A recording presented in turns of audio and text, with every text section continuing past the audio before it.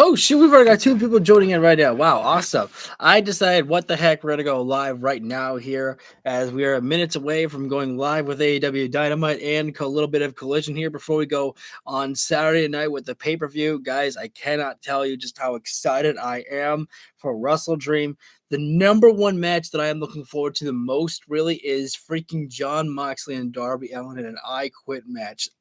The moment that match was announced, my jaw dropped because I was in disbelief at the fact of the possibilities of what we could potentially see with Jon Moxley and Darby Allin in an I Quit match.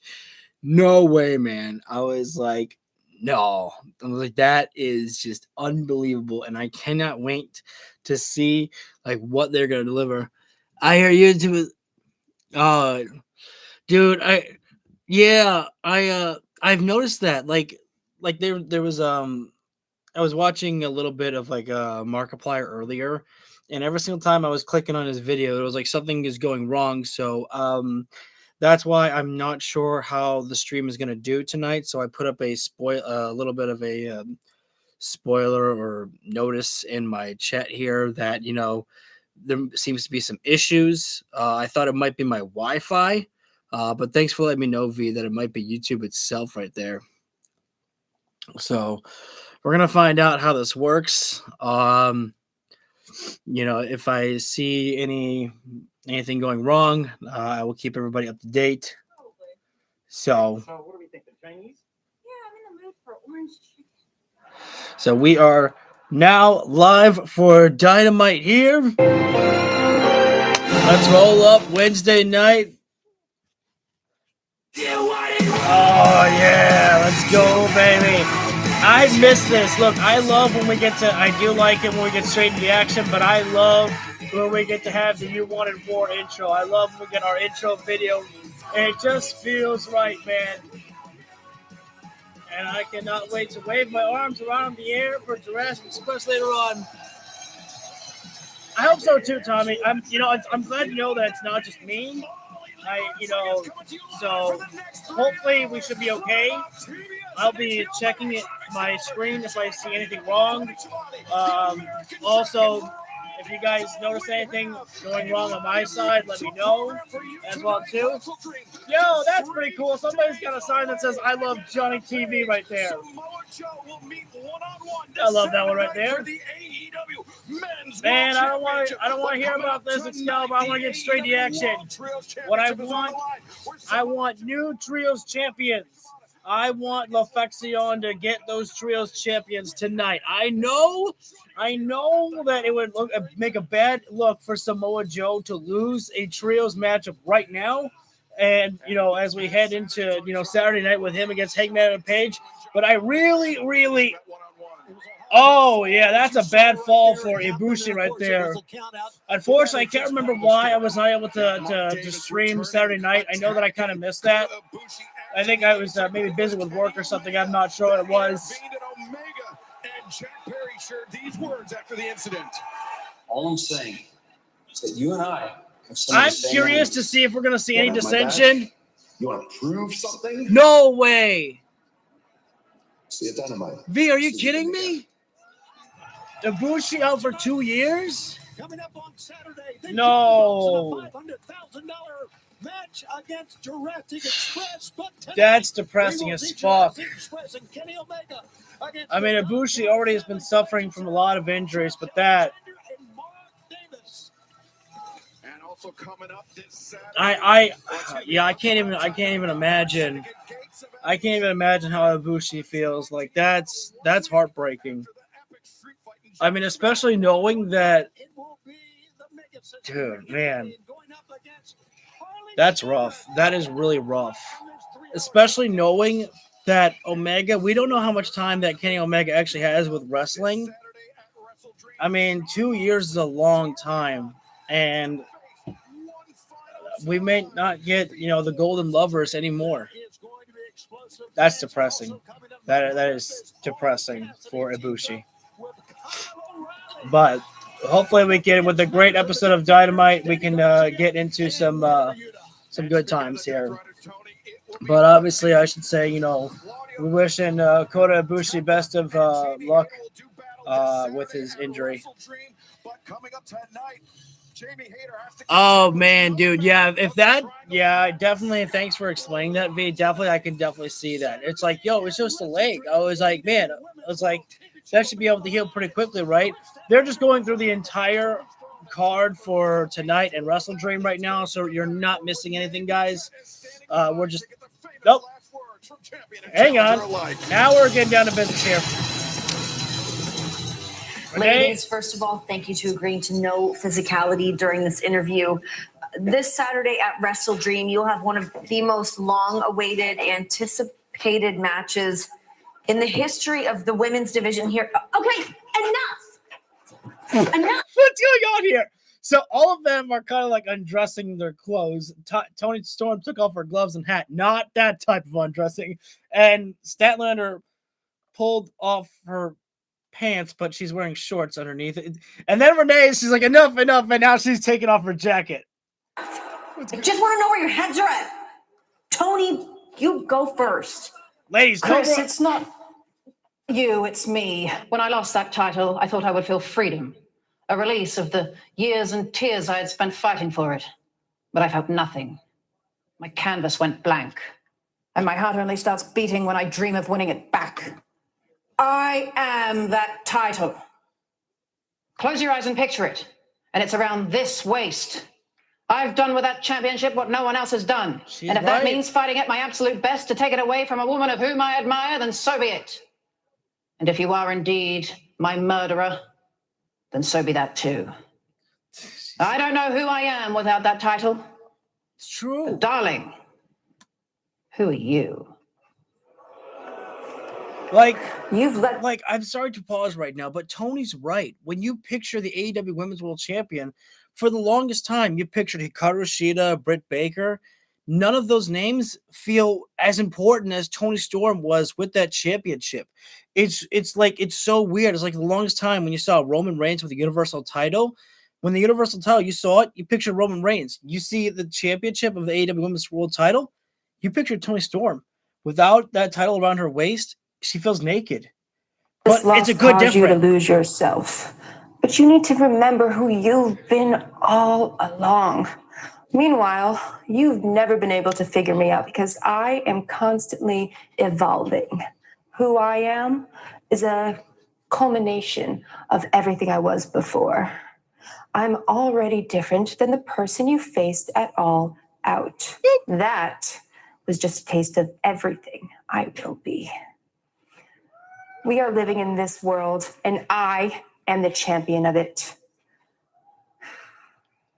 I am an extraordinary being, a killer as dangerous as the cosmos are large, a person who will outlive her doubters with her determination, her grit, her ability, and the most deserving of this prestige in this very moment, no matter the timeline. So Godspeed, Toni Storm. I will give you the rest you so deeply deserve. Professional wrestling is a lie that reveals the truth. And we've told some ridiculous lies. But at Wrestle Dream, we will find out the truth. Tony, you know the truth. God, they're getting real close. You just have to accept it. Okay, some very powerful words. Is this interview over? Yes. Good. Meet me in the ring. Wait, what? What's happening? What's happening? Wait a minute. Everything just broke down. Well, Toni Storm and Chris Statlander were supposed to meet one-on-one this Saturday at Wrestle Dream for the first time ever, but it may be happening tonight. We will have to stand by and find out. That was Wrestle Dream coming up 3 nights from now. These ladies just cannot wait to shut. They just cannot wait. Wait. They are marching down to the ring. They just want to fight. Yeah, it's going live right now. Jesus. This is great. I'm into it. They're just beating the fuck out of each other. I don't get it. There's nothing personal here, but they just have. It's just the professionalism between these two women that they just want to prove who the best woman is. And wait a minute. Olympic Slam! Statlander with the maybe called the Alien Slam. I don't know. Toni Storm. Wait a minute. Oh, wait a second. Toni Storm put the Toni title Storm. in Chris Statlander's hands. She's on her knees. Chris Statlander. Hands behind her back right there, daring Statlander to hit her with it. That's not how Chris Statlander wants to beat. Oh, Toni with the headbutt. It's a headbutt. Storm 0. Wait, nope. Statlander. Storm zero Roundhouse there, missed. Excalibur. The roundhouse Toni kick misses. in with a German suplex. Guys, there's no matchup right now. This is just a brutal fight between these two. Wait a minute. And now Statlander. Statlander puts the title in Toni's hands, and now she's on her knees, daring Toni to hit her with the title. I like this strategy. Toni Storm, though, is she desperate enough to go for it, though? How does she want to do it? That's not how Toni Storm wants to beat Chris Statlander. Their first and a kiss on the forehead from Toni Storm to say, I thank you for what you have delivered to me tonight, but I think I have seen all that I need to see. I will be prepared for you this Saturday night. Or will the title return to timeless Toni Storm? I don't know, guys. Part of me, maybe it's just me wanting this, but part of me still feels like that Chris Statlander belongs in the Death Riders. I still feel like that there is going to be a desperation from Statlander for her to pull some certain move on Saturday night because she just won the championship. She doesn't want to lose it to someone as tough as Toni Storm. Have something to say. I'll talk more about that later on. I'll try to remember that. But we're going to hear from Jack Perry. Jurassic Express versus the Young Bucks at WrestleDream. And Bucks, I just want to tell you, I don't hate you. If I'm being fully honest, I love you guys. Oh. And I will always be grateful for everything that you did for me. But when I needed you most, you didn't pick up the phone. When I needed you most, you didn't have my back. So I had to look deep into my past to find somebody who would.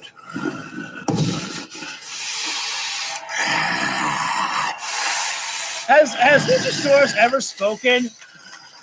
But then again, I don't think dinosaurs speak. Set for later on Oh, wait. Tony Khan going to do something big. I think they're conquered to women division wrestling in the comparison of WWE. Right now, in my personal opinion, the women's division of AEW far outshines any other company.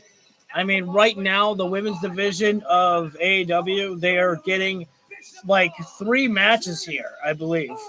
I believe they're getting 3 matches tonight. They're getting a blood and guts match. They're getting 2 matches, or they might even get 3 matches on the pay-per-view this Saturday. We've got the women's championship. We've got the matchup with Jamie Hayter and Tekla. And, you know, you got to imagine that Mercedes will have a match on that night as well, too. I just really think that they've really stepped up. Like, the women's division, like AEW right now, there are no, like, in my personal opinion, okay, and I'm sorry that if people feel like I glaze AEW too much, but I will always tell you the truth if I feel that something sucks. Right now, I feel there are no weak spots in AEW. The men's division is kicking ass. The TNT division is kicking all kinds of ass as well, too.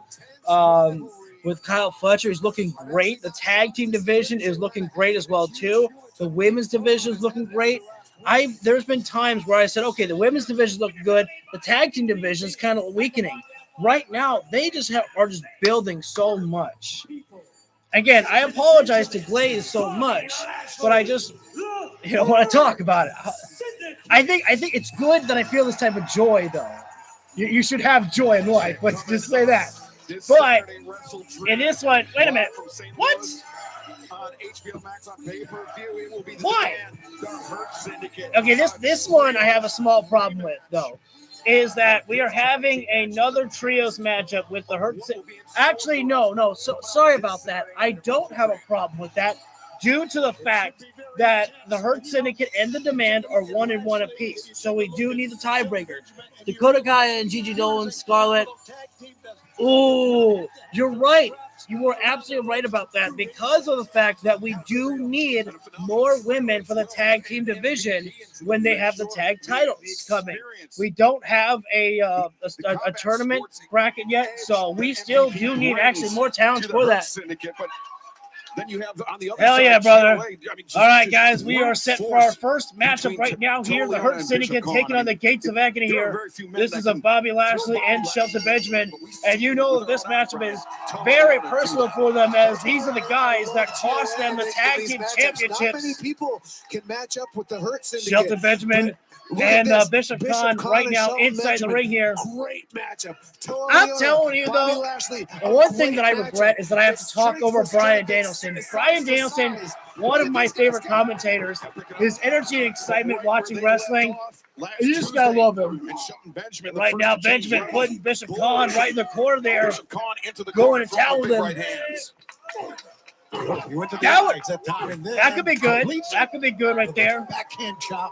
Again, especially with how many members the Don Callis family has and the Death Riders continue to grow, you need more numbers. It's a numbers game with the factions that are in AEW. Guarantee that Ricochet will probably want more members from the demand. If I'm Bishop Khan, absolutely I try to suplex Shelton Benjamin. Wait. Nope. If I'm Bishop Khan, I'm trying to suplex Benjamin. Might be one of the stupidest things Bryan Danielson probably has said right there. How the hell are you supposed to suplex a man like Benjamin? Benjamin, there's the suplex, though, that you wanted, Bryan. Tag being made, and now in comes the Almighty. Bobby Lashley. I'm conflicted about that. I wanted to see Killer Cross and Scarlett. My problem is I'm concerned is that when Cross got released, he seemed like he still wanted to go back to WWE. And Tony Khan cannot afford to hire those types of people that are looking at AEW as just another way to get back to WWE. You have to be there for the company and not for your own desires to get back to the place that fired you. Especially for Cross, if he wants to go back to WWE, dumb as fuck. Earlier today, they hate you. Sorry, they don't care. Taking a day off since. I begged Bobby Lashley, but I'm not going to get into that. I want to talk about the action here. 3 weeks to eat junk food. So Bobby Lashley's going on in town right now, and Bishop Khan goes back elbows right in the corner there. He still looks like that. See, that would be fun to see, though. Definitely Scarlett and Mercedes. Bishop Khan has been very successfully isolated. Bobby Lashley right now stalking the prey of Bishop Khan right now, and I thought he might have been going for the hurt lock, but Bishop Khan needs to really get over to his partner of Toa Leona here. Nice slingshot. Oh, well, Bishop Khan tried for the slingshot to escape, but he got caught in the arms of the Almighty. Khan in the shoulder. Bishop Khan over the shoulder. There's the tag. Good job there by Toa Leona. Oh, my God. Well, Bobby Lashley, though, unfortunately for Toa, he saw the blind tags. Lariat and Toa gets taken over the top rope there. Wait a second now. By Bobby Lashley. What's going on here right now? What? Ricochet distracting the referee there, and was that low blow there by Bishop Khan there, and Toa Leona. Oh, that's the molar drop was kind of bad right there. Bobby kind of landed on his arm awkwardly there. On this 3-hour broadcast live on TBS and HBO Max. Oh, dude, absolutely there. I mean, I originally wanted to see Ricochet with Blake Christian and Lee Johnson right there. I thought that they could have made a great team there as Ricochet being a mentor. I think that would have been a great team as well. But seeing the Gates of Agony have this, I love it because the Gates of Agony have always been one of my favorite teams to watch whenever they were on screen right there. And I'm like, yo, these guys deserve more than just being part of, the Mogul Embassy and, being part with Brian Cage. It's like these guys can be part of the tag team division. Like, let them go. Let them. Holy shit, Jesus Christ. MVP literally did a Sparta kick to Bishop Khan right there. Better be careful right there. I don't know if referee saw that one right there. I couldn't tell there from the camera angle right there, but MVP's got to be careful not to let his emotions get the better of I'm not kidding. He literally Sparta kicked freaking Bishop Khan. He's like, fuck Sparta. This is MVP, baby. I just hope that when we get the blood and guts match, I hope it's not just 3-on-3. I want to see a full 5-on-5 with the women there. Let's see. Last week, talking with Gigi Dolan, I'm asking her when you come in, Tony Khan, AEW, and compete with Tony Storm. She said, I will try this for promotion. What you said, brother. Oh, yeah. I would like that. I think that, we've only seen Gigi actually, I think, once in AEW, and I think that was only on the Jericho Cruise when they did that the first year in 2019. So it would definitely be interesting to, have her, she's got a creative mind, I think, right there. So allow Gigi, that's my thing. When it comes to these competitors, I'm like, just give them an opportunity. Let them have one match on the show and see how they get over with the crowd, see how they do well in the ring. And if it works out, bring them back for more dates. And then when you're fully ready to decide to give them a contract, give them a contract. It doesn't have to be, I'm pushing you day one, kid. No, just, let them have opportunities. And sorry, I'm not really talking about the match too much. I really should be. As right now, Toa Leona in full control of Bobby Lashley in this tag team matchup here right now. I could not see for a moment there. I turned my attention away right there, and I think Ricochet may have taken a swipe at Bobby Lashley right there. What is up, Kong, my man? We got everybody jumping in live for right now. Appreciate y'all here. And I need to turn on one of my biggest fans in the back there because it's getting hot out here. Gigi Dolan is spouse of Darby Allin. That I do know. I think they're still friendly with each other though, so I don't think it would be too awkward for them if Gigi was there. I don't see them really talking much there, but also Darby, I don't think Darby Allin's much of a guy for social media too much. So, I don't really stalk people's social media anymore. I don't really go on social media too much these days. We're back live here. Bobby Lashley with a rebound, but totally own a big time back elbow there. Doing good, call my man. I'm just here enjoying the rest of the night here with 3 hours of AEW television here before we have Wrestle Dream on Saturday night. Oh, that's a problem. I'm not talking to you. Stop. My Echo wants to join in here. Let's see. How's it going? What's the opening match? We got Renegade here. What's up, my man? Opening match, my friend, is right now the Hurt Syndicate of Bobby Lashley and Shelton Benjamin against the Gates of Agony. And Bobby Lashley catching Toa Leona with a big-time overhead belly-to-belly suplex. You need a big man with big power like Bobby Lashley. Deliver something like that to Toa Leona, and you got that right there. And opening right now for the L Money to make a tag to the gold standard, Shelton Benjamin. There it is right there. Benjamin in, so is Bishop Khan right there. As Benjamin going to town on Bishop Khan right now. Backed him up in the corner here. Both of these guys are into the throw there, Benjamin. Oh! Big time avalanche splash there. Oh, there's a dragon whip there by Benjamin. Love to see the dragon whip there by Shelton Benjamin. And now gonna charge in there. Ricochet. Oh, Ricochet pulling Bishop Khan away there. And eat a high knee for your troubles there. That's what you get. Throw it on the schoolboy there by Bishop Khan there. Almost stole that one right there. As into the release German suplex there by Benjamin. You can see the upper body power from these guys, you're right. That would be good to see there. Absolutely there. Bishop Khan that way. We have the trios titles on the line here tonight with Perfection against the Ops here. And Toa Leona coming and thinking about the Samoan driver there. And wait a minute. Nice! Counter DDT there by Benjamin. Toa Leona's back up though. Then it was, you never want to be headbutted by a Samoan. I believe that Toa is Samoan there. And Toa's not the legal man, though, here. I don't think I saw a tag being made here, but it is. Has Joe faced off with Lashley?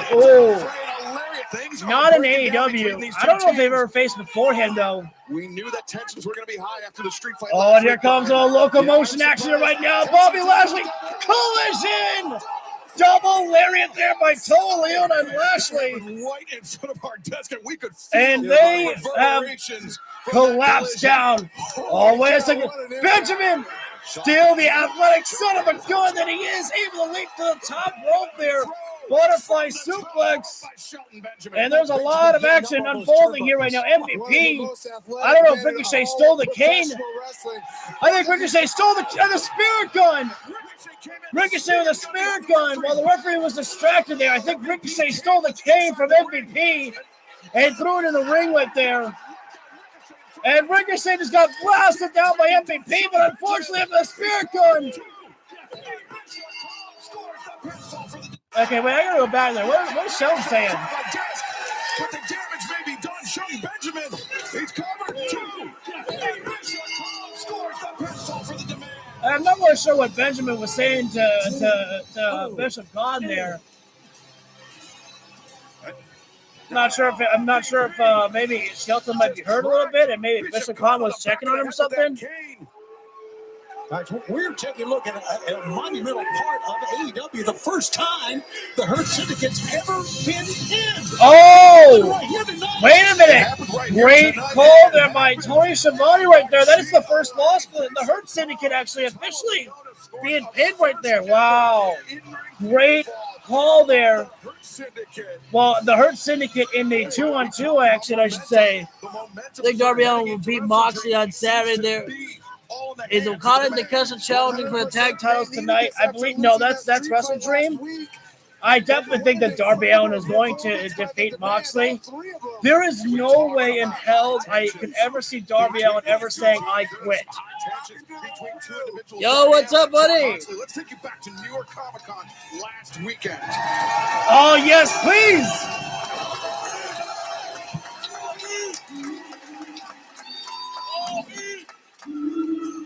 Darby Allin at Comic-Con went after Jon Moxley. He had the stage Darby Allin. Oh, man. Dude, I totally forgot to actually research this because I knew that I heard something about Darby going after Moxley at Comic-Con. And I was like, wait a second, what? And I thought that I had dreamt that actually by accident. Dude. Oh, my God. Even Tony Khan was there. What? I didn't know Tony Khan was at Comic-Con. My dude, you got to be at C2E2 next time. I want to meet Tony Khan one day. I've never seen anything. Not to sound like a mark right there, but I really want to meet Tony Khan one day. If you'll recall. And it's gone beyond the bounds of a wrestling match. Brian, you know what Jon Moxley's capable of as well as anyone else. I don't condone what these two men have done over the past couple months. But this is going to be a war, like Gordon Soley said. 5 letters, 2 words. I quit. I can't wait to see it on Saturday. It's the toughest thing a man can ever say, especially with these two men. Today, an undisclosed location, Darby Allin and Jon Moxley. Oh, One last face-to-face confrontation. Let's take a look. We don't have to wait. I don't have to wait for this. Oh.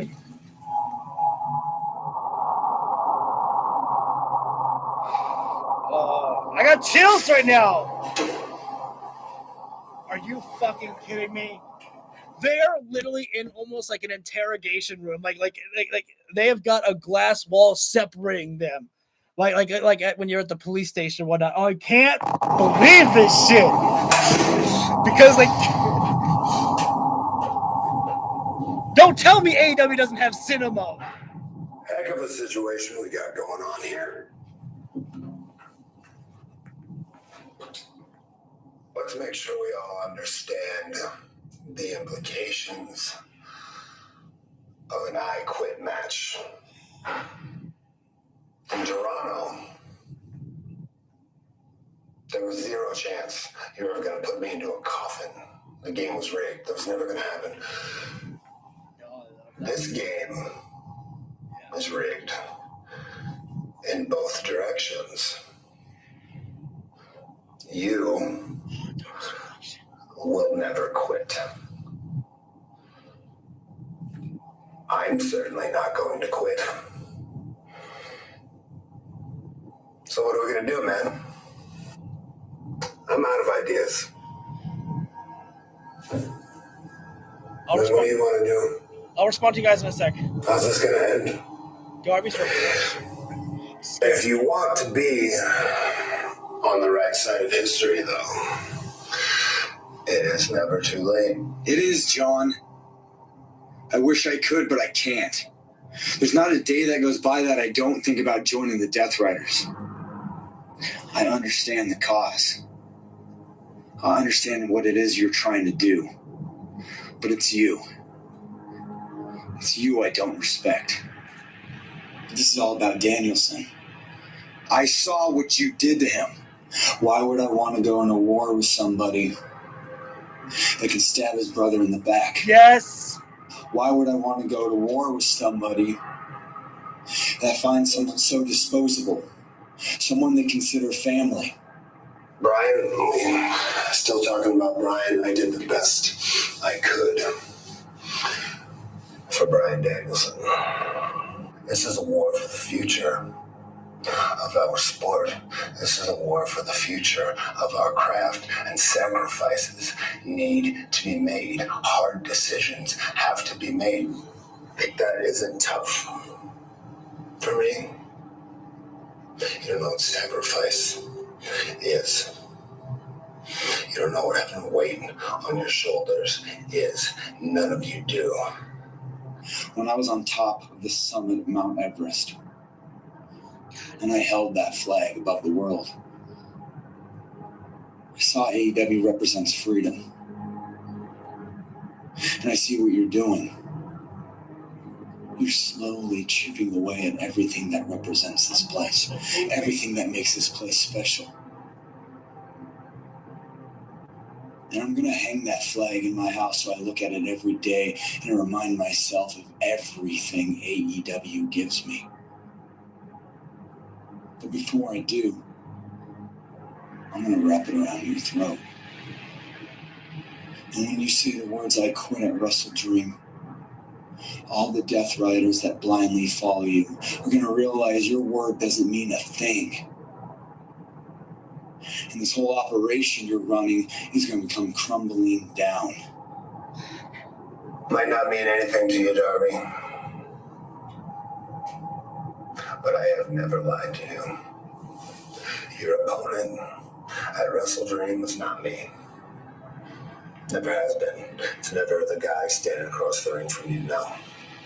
Every time you go to the ring, every time you climb a mountain, every time you jump your skateboard off the top of a building or off a bridge or set yourself on fire and shoot yourself out of a cannon, you're fighting ghosts, spirits, demons of the past, whatever it is. None of my business. I played that game. I played that game a lot. I fought a lot of ghosts. It never ends well. Chasing highs. Trying to prove to the world that you are indestructible in the most literal sense. That is a selfish game. And I am not selfish. There's the biggest difference between me and you going into Wrestle Dream. And the thing that you cannot get through your head. This is not about me. Wait a minute, are you shitting me? Even when they had them separated, there's fucking Pac from behind.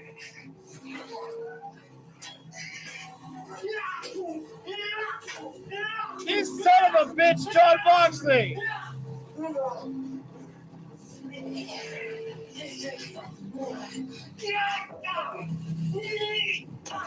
God.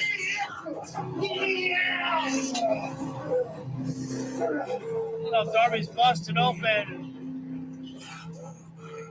There he is. God damn. Darby needs friends. What? Like, I swear to God, Wrestle Dream, there better be people that help Darby Allin.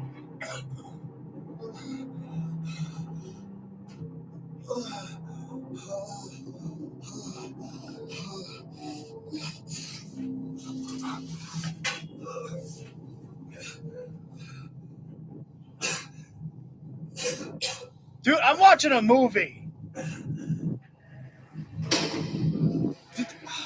This is one of AEW's best segments.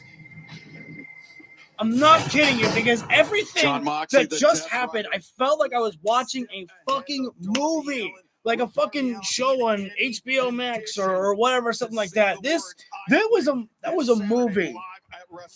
Like sometimes I miss the days where Jon Moxley, would be like, yell and scream and get like passion. This version of Jon Moxley is the Moxley where it's like he's a different side of himself. It's stoic and he can scream at times, but it's more of a calm energy. Like I'm the one in control and everything. And okay, I need to get back to all the comments you guys left. I'm sorry, I was just experiencing everything right there, and I needed to just take take it all in right there. Can't wait for Jay White to return and get some revenge on the Death Riders. I have a feeling that he might return to Wrestle Dream. Your thoughts? I don't know if Jay's ready to return yet. I would love to see that. I want Joe to win the AEW World Heavyweight Championship before he retires. Joe did win the AEW World Heavyweight Championship. He was the one who defeated MJF when MJF had the longest reign in AEW. So Samoa Joe did have the championship. It wasn't a very long-term championship reign. Joe was more of a transitional champion to give it to Swerve Strickland.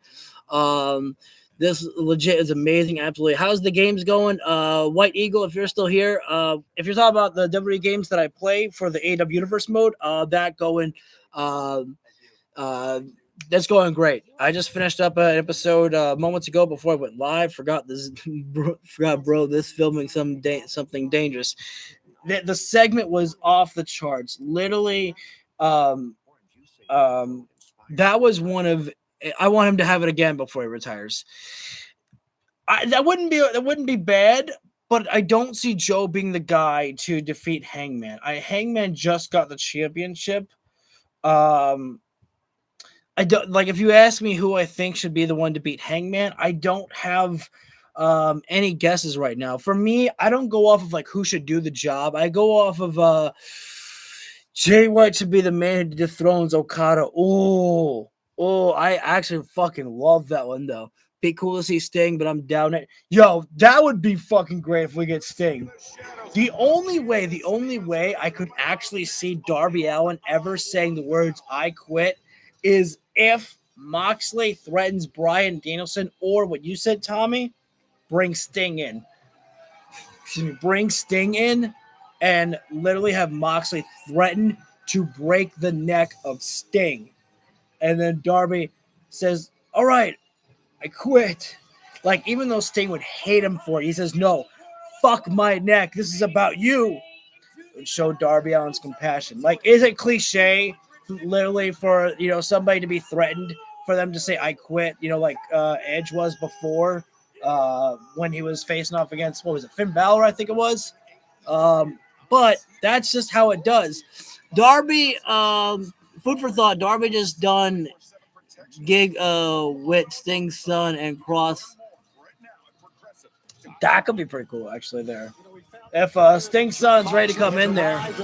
I do think that seeing Cross have a faction in AEW, if he does come, I do think that would be really cool right there. Oh, shit. That security guard had me scared for a moment. There was a security guard right behind Claudio.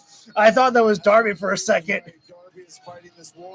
So Claudio Castagnoli out here, one-on-one with Roderick Strong here. Nothing on the line in this matchup here, but I am very excited here to see this matchup because these two are some of the hardest hitters in AEW right now, in my personal opinion as well. Cross, Mox, and Darby have worked on the Indies together as well. I know that I saw a match with Cross and Moxley together. I don't know if I didn't see any footage from them working each other, but no doubt about that one. Conglomeration which Roderick Strong wants no affiliation with. It's seemingly so. I've been fighting quite a bit of battles with Roderick Strong out here one-on-one with Claudio Castagnoli.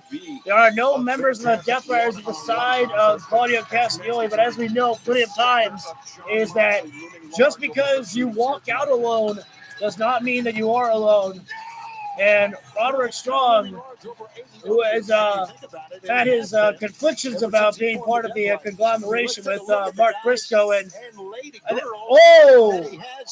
that was a sign of disrespect right there. Strong throwing his shirt in the face of Claudio. Maybe Roderick Strong trying to anger Claudio Castagnoli right there, but Claudio is a veteran inside the ring there. He's not going to let his emotions get the better of him like that. I could trust him. I've known both guys are quite strong right there, but when you're looking at upper body strength right there, you got to give the advantage to Claudio Castagnoli. But obviously, both guys veterans inside the ring. No other way. Roderick Strong, wait a second. Try for a crossface already here. And I love this here right now. Both guys just on the ground trying to get the better of each other in this grappling contest here. Shoulder replacement surgery. I do love to see who gets the better of this. Like sometimes I love these transitions here. Now finally with that new in the rope right there, and referee trying to call for a clean break here right now. He can't get it. These guys are just like animals right now, going after each other here. Referee Paul Turner. What's going to happen if Paul Turner counts to 5? Did they both get disqualified? Snaps off The uppercut, but Roderick Strong. Wait, hang on. I missed something here. I'm sorry. Referee Paul Turner calling for the clean break in the ropes. Finally gets Claudio got uppercut there. Castagnoli snaps off the uppercut, but Roderick Strong seems primed to deliver that knife edge shot. Yeah, okay. I thought Strong poked him in the eye or something. Heavy chop right there. I don't care how tough Claudio Castagnoli is right there. Strong's got some of the toughest chops in the world. But Claudio Castagnoli, one of the toughest damn uppercuts you're ever going to see in professional wrestling history. Best uppercuts, best choppers here right now, and side headlock there. And Strong had the right idea. Should have used his legs right there.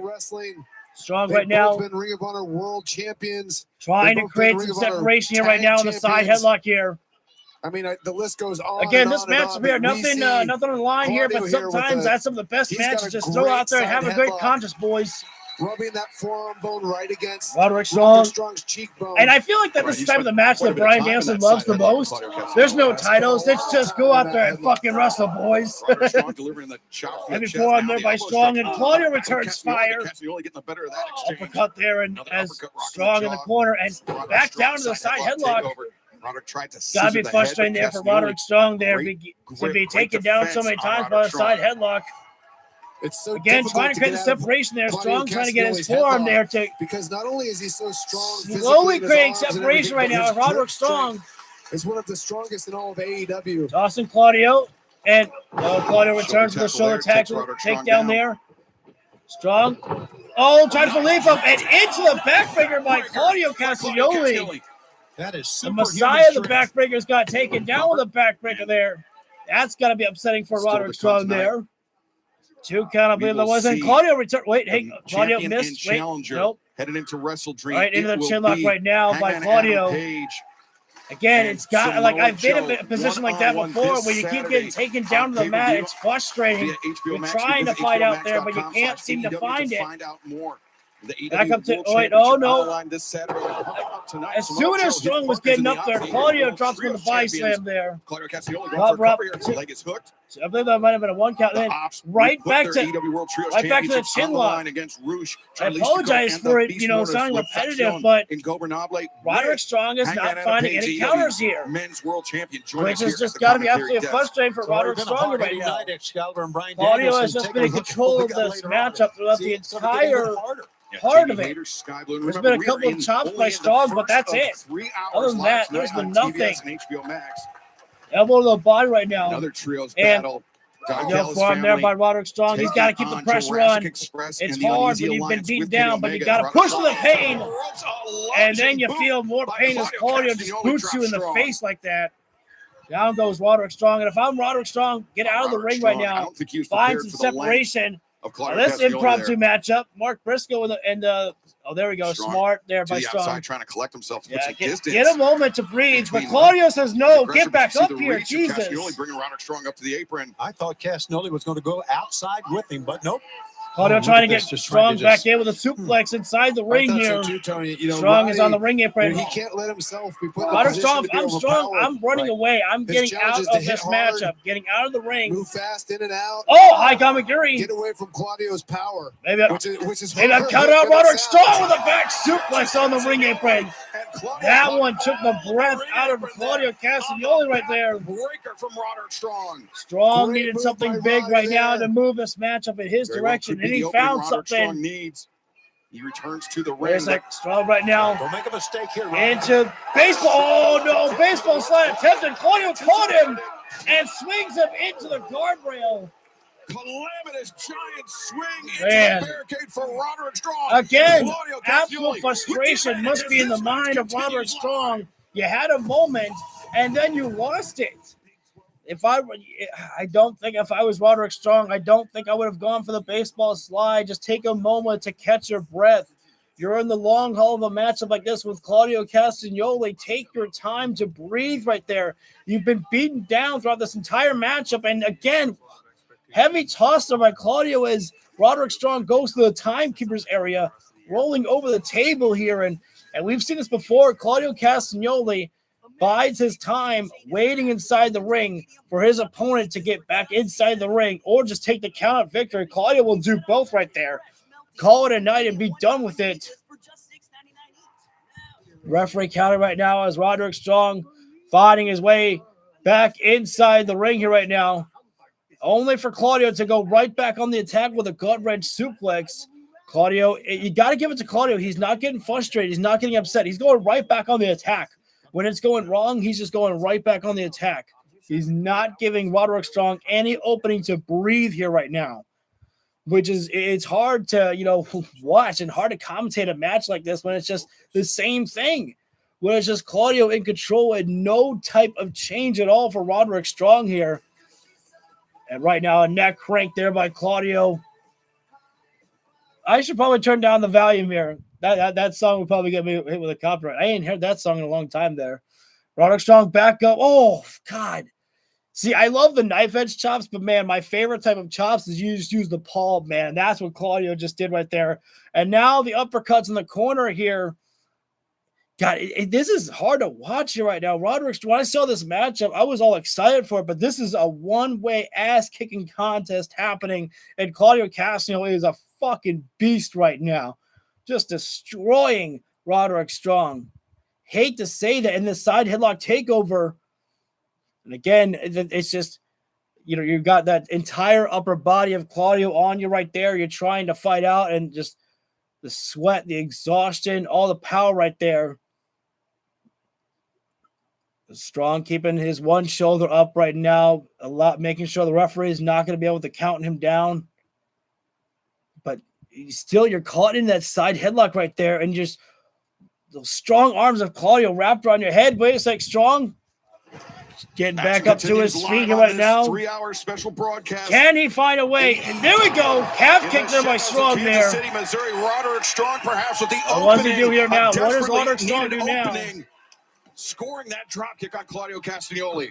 Let's see who gets to their feet first here. That's going to be a very, very important point to this match. As take another fans look at it. chanting on for Roddy right now here. Always with and perfect Strong accuracy on that drop kick, Brian. flying forms right now. Beautiful drop kick. Oh my! Again. Every time that it's straight into crossface. This might be one of the best matches that Claudio Castagnoli, not has had, but has looked at right now. In full control. Yeah, and Strong has the 3 moves in, and Claudio returns back. Jumping earlier on the outside, and then Strong right now, front of the rope right there. The turnbuckle pads. Claudio could have held it, but Strong, though, he let go of the hold. Claudio's hands from off his eyes, so he. That is the control that Claudio Castagnoli feels right now. He doesn't have to reach for a desperate move. He knew that he could back up to the bottom rope behind. God, those rapid fire uppercuts, almost like the chest right there. Uppercuts from Claudio. Another high elevation. Roderick up, plants him down. Drop down there. I don't know what's keeping Roderick Strong going. And Claudio almost like shaking his head. Yeah, that's amazing what Claudio can do.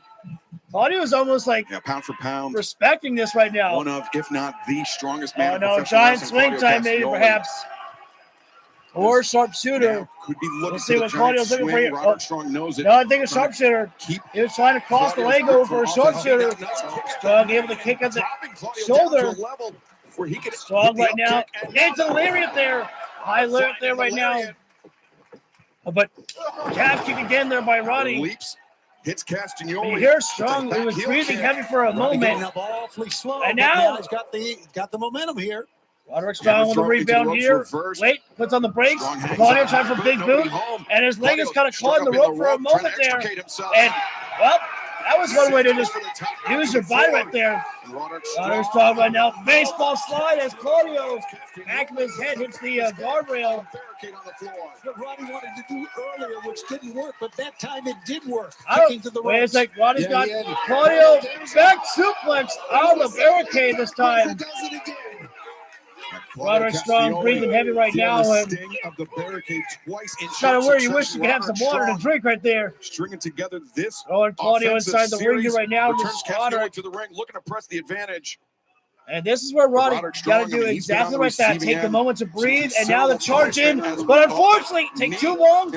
Claudio counters, puts Roderick Strong on the top rope. Uppercut there by Claudio again. Staggers. And now Roderick Strong in the ropes. Now up on the middle rope there, looking for the gut wrench suplex. Out of the ropes. Roderick Strong holding on the top Made rope a bit right more there. difficult, Brian, by You gotta Roderick do Strong's that. feet being on the You gotta inside. do that. Yeah, also Protect yourself made at it all easier for costs. Roderick Strong to counter. High Gamingiri kick there by Roderick Strong Then there kick again. straight to the jaw. The high Gamingiri. Claudio, now it's his turn to Catching be up on the Claudio top Castagnoli rope here right now, in and the now ropes. Roderick Strong. He's moving a bit slow after the prolonged punishment. No one he can blame, received at though. the hands of What have I Castagnoli. missed? My cousin just Castagnoli called that me time not shaking his head, trying to wanting literally nothing. shake the cobwebs Ah, you're out good, Renegade. into The only this. thing that you've missed right now, Jockey buddy, if for you missed position, the segment that we had downhill with with those Moxley and elbows. Darby, which was tremendous. The only thing you've missed. Oh, there's the backbreaker on the top rope there. We know how dangerous it Is up on the Roderick top. Strong We and saw Claudio that last Castagnoli week with what in this happened to matchup here right now. And man, they go inside the ring. Claudio and has back been in with control something for the else. most of it, but now Roderick Strong starting to find his way back Claudio in this Castagnoli, matchup now though, for the first time seemingly the here. fresher man, Brian. He's Now nearly Claudio up to his is feet already first. getting No, up to I his take feet. that back. Wait, Roderick nope. Strong up There's to his Roderick feet. Strong up to his feet first. Claudio got it to his Now knees it's almost first, to a but stalemate here. Roderick Oh, no. Caught. Pop-up uppercut. Strong got caught. And again, that's the reminder right there that how many ways that Claudio Castagnoli can defeat you. Neutralizer, recoil bomb, sharpshooter, and the uppercut. This man is a lethal weapon inside the ring. Is Claudio Castagnoli. About this match is not the win for Castagnoli, but it was the lack of Death Rider's involvement. I 100% agree, Excalibur. And that, It's very rarely that yeah, you good see point right there. The Death fact Riders that do it there on was their no own Death these Riders days. that came out. But Claudio did it handled tonight. business by himself here. Castagnoli scored Able to the do win, but so. Earlier today, the odious Don Callis celebrated a birthday. Let's take a look. Yay! Let's get a birthday cake.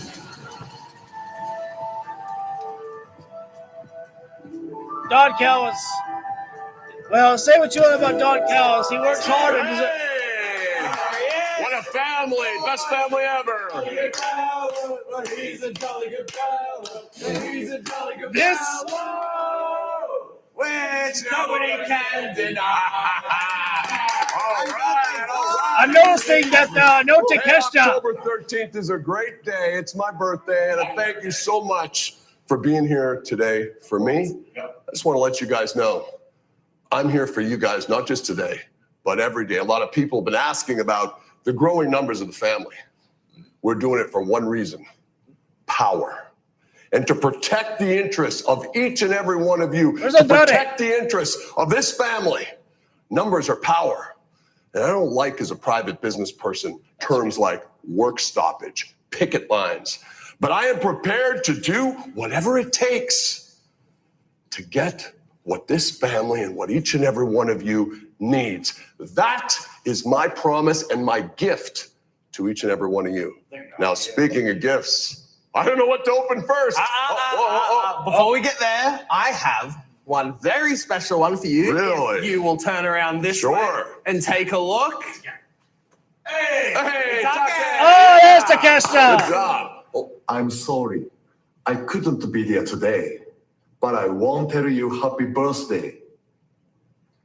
You have done so much for my career, and now I will win the IWGP title for you and for the Don Callis family. I hope I can make you. What? Okada! What happened? I pressed the wrong button. I'm so sorry. I'm so sorry. Bitch. You know what? All good, boss. Hey, how about a toast? Okada, you son of a bitch. Right there. This toast is predictable. You know what it is. To family. To family. Hey, where's Rocky Romero? I love you guys so much. I love you guys. And some kid hold down the Birthday liquor. celebration continues. Oh, there's Rocky This Romero. past Monday in Tokyo, Japan, the famed Ryogoku Sumo Hall, where Konosuke Takeshita, the Alpha, faced Zack Sabre Jr. for the IWGP World Heavyweight Championship, the top prize in New Japan Pro Wrestling. And it was Takeshita who ultimately overcame the British technical wizard, Zack Sabre Jr. There you see the Wagamama, the power drive knee, and Takeshita crowned the top champion of New Japan Pro Wrestling. Wow. I did not hear about that. Wow, fucking Takeshita is the new IWGP Heavyweight Champion. I gotta get on social media again, dude. Holy fuck. Oh, V, oh my God. You are a genius right there. I think Okada will be pissed at the fact that Takashita is the IWGP champion. That's his title. It is my pleasure Oh my. to welcome back to the Don Callis family. He's the pride of Australia. The dingo didn't eat your baby. It's Mark Davis. Mark Davis Well, making a surprising return this past Saturday at Collision, attacking an already injured Mark back. The greatest technical wrestler in the history of the great country of Canada. He is the man who snapped the leg of Kota Ibushi like a twig. Oh, you son of a bitch, Don. And there's Don Callis Jr. Josh Alexander. Don Callis wants nobody to introduce his family except for him. He solo no es solo. From the great country of Mexico. Ladies and gentlemen, Los Cabras es muy loco. Hold it, John, hold it. Muy caliente. Yo, soy Hechicero.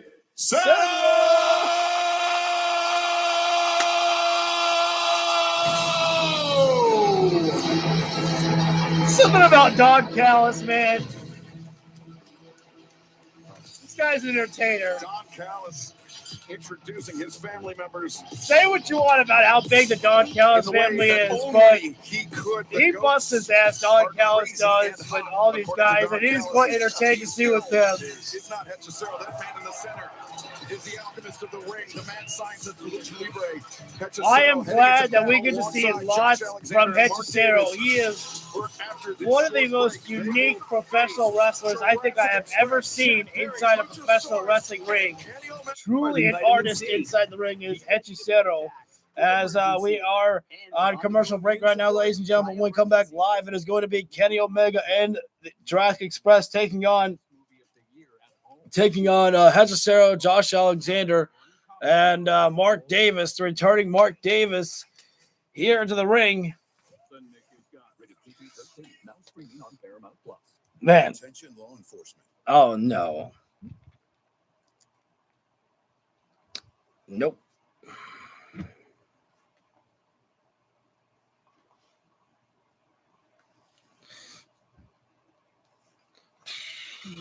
So we already saw from the start of the show, we saw Statlander and Timeless Tony Storm. We already saw Jon Moxley and Darby Allin. They had a tremendous promo segment. Literally, I think one of the best AEW segments. Literally, people I already said this, but that felt like I was watching a movie, like watching a scene from a movie right there, which is like when I'm watching wrestling, a lot of times I'm like, okay, I know what I'm watching is just a promo segment, but that one right there, I was like, the way they were speaking to each other, it's like the final showdown. It's like, I don't want to do this to you, but I'm going to have to, and something like that. The thing that won me over a lot was literally when Mox was talking, you saw Darby's reflection, and he literally looked at he was looking at him like a fucking zombie. Just his face painted, but the look was like a zombie, like a scary zombie. Not the cartoon zombie type of thing, but I couldn't really tell you what other way to describe Darby's face. I was like, dude, I'm getting chills watching that shit right there. That one was just fucking incredible. I would put that up with the dinner debonair of Jericho at MJF. That one was great there. To me, pro wrestling needs to sell me the match. How are you going to get me the payoff to watch it? That's how you do it, dude. Yeah, absolutely. I mean, look, if you are someone who I don't know how you could not be hyped to see Moxley and Darby Allin. That is that match alone. That is honestly, I like the other matches for Wrestle Dream. Don't get me wrong, but the only match I care about is Moxley and Darby. Like the other stuff, again, don't get me wrong, it's going to be fun. But the match that I'm looking forward to the most and the only thing I really give a fuck about is Mox and Darby. An I quit match between two individuals who could never in their life say I quit. How is the match going to end? What weapons are they going to use? How is anyone going to say I quit? And how are you not going to wave along with me as we get Jurassic Express? Ready? Non-stop booing of the Don Callis family. But these two Renegade. Bringing the Kansas City crowd. Did you really just say that? Approaching the ring in a combined weight of 465 pounds, Jungle Jack. Are you guys waving? Luchasaurus. Yeah, me. Renegade, that must be sarcasm, right? Jack Perry, Luchasaurus facing Bucks the are going extinct, yeah! $500,000 on the line. That's great right there. The triumphant return, nearly 2 years, more than 2 years in the making of Jurassic Don't Express. stand fans. I have forgotten these fans attacking Jack Perry last week. I couldn't believe it. And there was no AEW security. They needed to be fired. I think some security members need to be fired after they didn't get those fans from attacking Jack Perry. Again, the joke is because the Young Bucks bought tickets last week to watch Jurassic Express. And now, bring in the cleaner. You feel safe being out Kenny. here knowing that Kenny Omega is going to be coming out here in a moment? Omega went for him while Okada held it. That's what started one of the greatest rivalries of all time of Omega and Okada. It was the matches between Kenny Omega and Kazuchika Okada that really, truly got the attention of Omega and of New Japan Pro Wrestling. That's why I started to hear the name of Kenny Omega was because of the match with Kazuchika Okada. And Kenny's got that EVP pyro, baby. 250 miles to see Kenny Omega. Appreciate those guys for making that trip. Josh Alexander breaking the leg of Kenny Omega's best friend. Oh, man. There was something so special about Kenny Omega. Like, literally, there's a girl that was just in tears just at Kenny Omega right there. It's because the fans feel his energy of professional wrestling, his love for professional wrestling, and love about what Kenny Omega is able to represent. They were closing in the arena. Oh, that'll be great. Even if they don't get to sell out, it doesn't matter. They are looking great right now. There's so much momentum for AEW right now, heading in the right directions. I love it. I'm a positive guy. I love to see positive things happen for the company that I love. Surgery to repair the broken leg. Well, somebody's got to start this matchup right now. And Kenny wants Josh Alexander for what Josh did to I sent Ibushi. a note to Kota Ibushi and said, don't worry, there's a place in the Don Callis family for you in 5 years when you recover from your leg injury. Well, you never let up, do you? Never.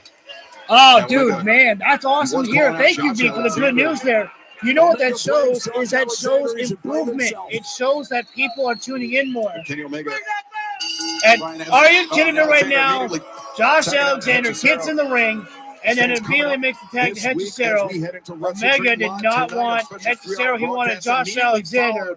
And Josh knows that. And he says, I'm going to bide my time. I'll make you win. Coming up this Saturday live, 7 Eastern, 4 p.m. coast to coast. It is the Saturday right now brawl ahead of WrestleDream on TNT and HBO Max, and then 8 p.m. Eastern, 5 Pacific. It is WrestleDream on Kenny Omega. On HBO this is Max. interesting. Kenny Omega wants to technical wrestle with Hechicero. Taking Kenny Omega. I think that's a mistake, though. From my understanding, Kenny Omega has never really been much of a technical wrestler, but that also could disorient someone like Hechicero to see a different style from Omega there. Enemy is my friend Jack Perry, of course, referring to the Young Bucks. But Kenny Omega still dubious on again. Oh my gosh! Talk about God. Oh wow! Take Josh Alexander, let him literally, God. Kenny Omega was dubious on whether he could trust guys, Jack Perry. Sometimes the things that Hechicero does, I don't even know how to explain it. I mean, Jack Perry is so creative inside the ring there. In an ambulance. Oh, which wait. caused him to miss a year of action. Kenny was actually trying to call off Hechicero right there. He's badly hurt right now. Concerned too, especially with Don Callis. And they don't have here. to go right for the midsection right there. He's Hechicero resilient, much like a cockroach. right to the leg my there. God. Rounded dragon screw. Inverted dragon screw there. I love to see by that. Hechicero. One of my Targeting favorite moves that there left leg is the of grounded Kenny Omega. dragon And Omega screw. walking very gingerly. It's right now, Omega would be Hechicero lucky to wrist escape lock. this match without a Spinning similar at the injury arm to there. Kota Ibushi. Kenny right now We can get them returns room for fire two there, with a but view, if you know what I mean. Matching Kenny's backs. going to have to make a choice to make a tag sooner or later. Somebody in Jack Perry or Luchasaurus. Drop down there by Hechicero and man, that was a snap hip toss there. That was great there. You're right. Oh, and Josh Alexander knee to the back right there. Kenny took his eyes off the attention. Whoa! Hechicero slides through. Where's like Omega up and over, cross body to the outside there, taking down Hechicero. But he's in the side of the Don Callis family there. He needs to. Oh, no, Kenny, don't let your emotions get the better of you there. That was a stupid idea there by Omega. The Don Callis family is right there. Away from Kenny Omega. Omega should not have gone after Josh Alexander. There was Mark Davis there. I think one thing Hilarious there by Davis. As Don Callis, of course, the cowardly Don Callis and he was running away. The entire match by himself so far. Don't worry, He's just Don. trying to do it Kenny's on not his going own, after you. not He had exactly Josh Alexander in the mind. smart tactic. But something that you do when you're Stretching out the wrestling with knee your again. heart. There's a Kenny Omega Hechicero. not fully And trusting now, his I partners thought in this trios tag battle. was And Don, to this Mark is Davis. not I thought it the was only Josh trios Alexander. action for the family here tonight. All I right, understand. now I think You the know tag what? has been made. Earlier today, I mean, Mark Briscoe is such a moron. Kenny's thrown in the corner right now, and he wants to get his hands. Mark Davis into the lariat in the corner. And a high knee there by Hechicero. Josh Alexander with the I got avalanche. a family of 25 people. I can bring whoever I want. We're going to see him tonight. Yeah, Fletcher, like Tina how I said Lynch, Archer, earlier, how Romero, with Tony and Jake Storm, Mark Briscoe, when you think Cody about the AEW Storm, Women's World Bandito, Champion, you think about still Tony to Storm. come When you think tonight. about the Universal title Kyle with, Fletcher's in WWE, you think TNT Roman Reigns. When you match think about the with Mark IWGP Briscoe, Heavyweight it will be Championship, 5 in the it's series Okada that between you these two think men, about which is there. split 2 wins And now each coming Kenny's out leg this wrapped up in the rope right there. Royal Kenny WrestleDream on pay-per-view. gouging at the eyes there a little bit there. And Josh Alexander's got to be careful. He almost got disqualified there for holding that rope there, holding that influx right to the knee there. Omega back elbow. Omega has got to make a tag basketball slam down here. And look at that there. I didn't think that we'd see the tag immediately to Jack Perry there. Making the tag out to Jack Perry. I didn't think desperation. I didn't think that Omega would have gone for the tag to Jack already. I thought he would have gone to Luchasaurus there. I'm not sure if I would trust Jack Perry either. Big time lyric there. Luchasaurus in the lariat takes down Josh By Alexander. Luchasaurus. But notice how little Jack Perry was actually in the ring just now. Listen, he got in, he got out. Brian.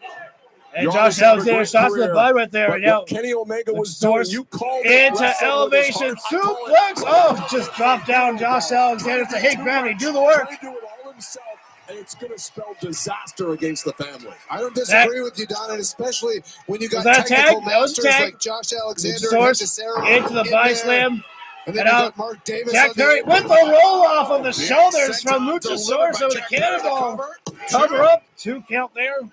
That's great teamwork by two As- men who know and trust Jesus. trust each other. Ankle block. Wait. Hang Alexander on. looking for Nope. that ankle lock. Sorry, Tony. Good job Sorry. there is Mark Former World Davis Tag now. Team Makes the champions, tag of in course. here is Jack Perry. Here comes Into Mark sunset Davis, flip there, seeing but his too first much action. weight. Oh, Quite a bit of time. It's this your time. Jack Perry with a forearm Damn. chop and another one there. Jack Perry right now into try for a shoulder tackle there, but Mark Davis is too big of a man right there. Could not knock that man down. And Dynamite Collision's been flowing beautiful right now. Indeed, it really has. I mean, I didn't even realize that we already reached the 1 hour mark here. I didn't even notice that, my man. As we are in picture breaking right now in this trios matchup here, the first of 2 trios matchups with the Don Callis family here, as Mark Davis throwing Jack Perry back inside the ring. Excuse me for a moment, need a drink break here.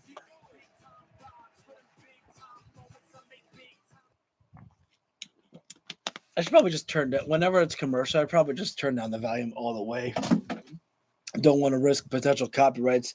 As right now, oh man, I don't know if that was a cranking of the neck there or if Mark Davis had a fish hook on Jack Perry. Either way, ouch. I can't believe I missed the Statlander Tony Storm segment. Oh, dang it, Bobby. You always make me miss. I'm sorry, Dad. Didn't know you actually cared about that women's wrestling. Bobby, let me tell you, there's nothing greater than women's wrestling. You always give me like that, Renegade. You make me go into Hank Hill.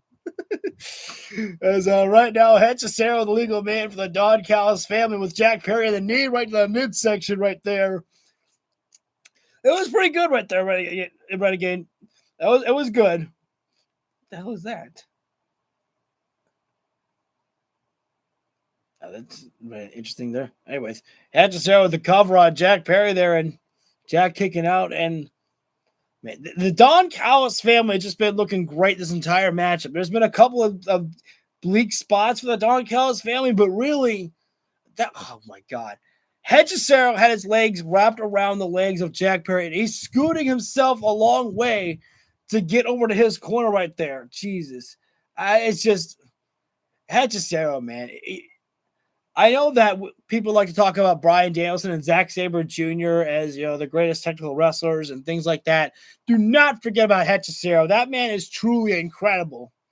As Josh Alexander, now the legal man inside the ring here, Jack Perry doing what he can to try to stay in this here right now. I love the fact, though, that, it's not Jungle Boy back. It's not, just throw it back to being Jungle Boy. Like, it's an evolution of Jack Perry. It's still Jungle Boy, but, he's got the pants on, and, it still feels like the scapegoat Jack Perry as well.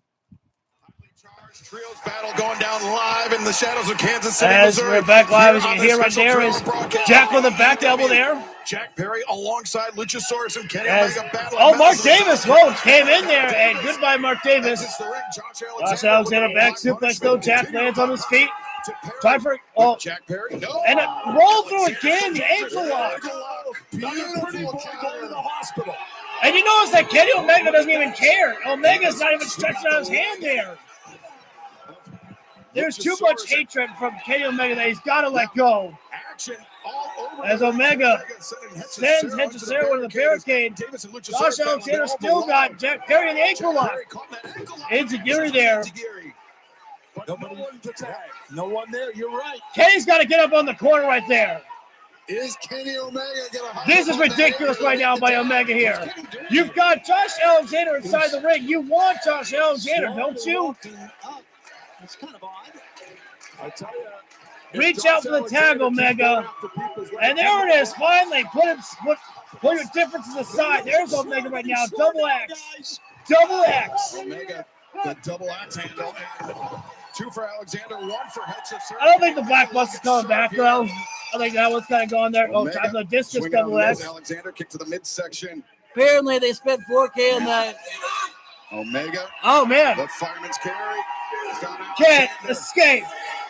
Omega with the roll through senton bomb and in the moonsault. And that time you could not escape, but you can escape the cover. Omega says, okay, I see it, Josh. But don't worry, we're not done. The Kenny Omega that you discarded, Don. Here we go, the Dragon Rush right now. Omega trying for that Snap Dragon. I'm just happy to see you. Josh, though, break it free. Dragon suplex avoided. Oh, yeah.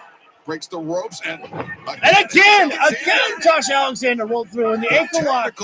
And Kenny, German suplex. Great transition from both guys. Omega grabbed the hook for a second, and Josh Alexander pulled him back in for a German suplex. See it once, see it twice. How about thrice? And the trifecta. Wait, Omega puts on the brakes. I agree there, V. I love the fact that Omega is like, not everybody's going for the midsection. It's too easy. Oh, is it? Kenny!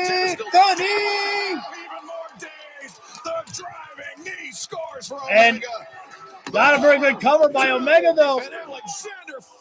Smart decision there by Josh Alexander. He could have just rolled over to get the kick out, but grabbed the rope instead there. Oh, here we go. Now it's time to see the meat. Mark Davis and Luchasaurus. Tagging in. They're mixing it up on the floor. The audience understands to throw the meat. Meat. Oh, big boys coming with a double lariat. Same idea. Both It's a collision, and we're not on collision Not yet. many people can knock Luchasaurus off his feet. Now But Josh Mark Davis Alexander, just Jack did. Perry, Davis is a Jack coming in. beast. Into drive over DDT. And Cyril, always a hammerlock, spin out, and drop down the backbreaker.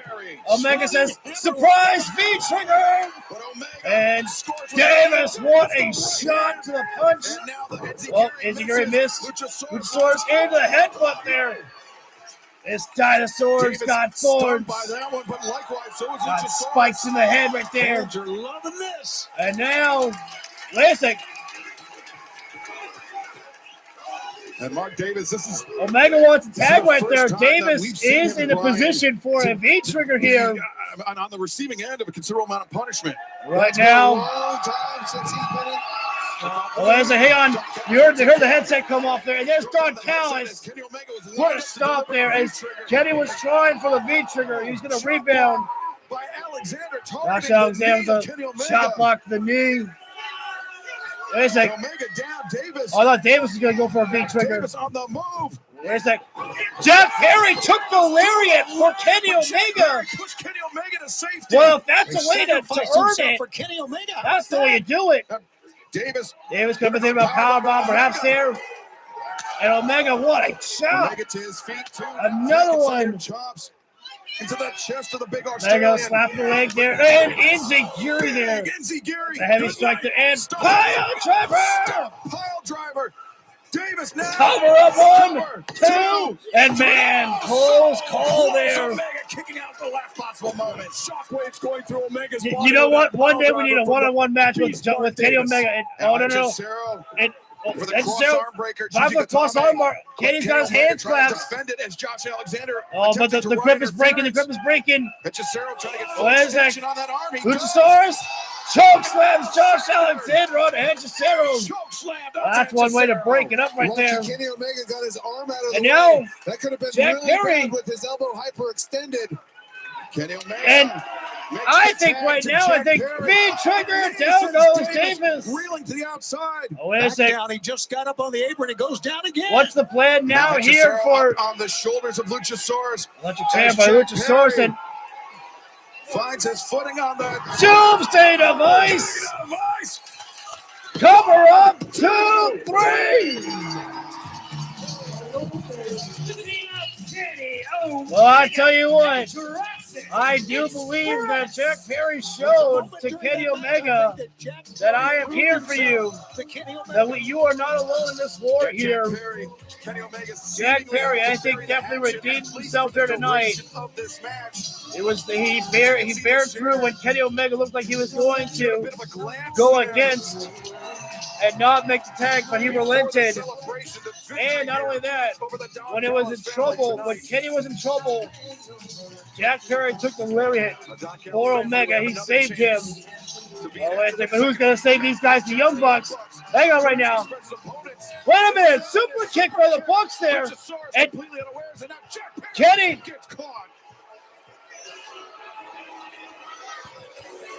Kenny, get in there. Kenny Omega looking on, stunned. He was turned and looking towards the fans. Whoa, Kenny, get in there. What's going on here right now? Jack Perry. They're going for the Meltzer driver, and Kenny Omega pulled Jack Perry to see. Oh, Matt Jackson just pulled him short.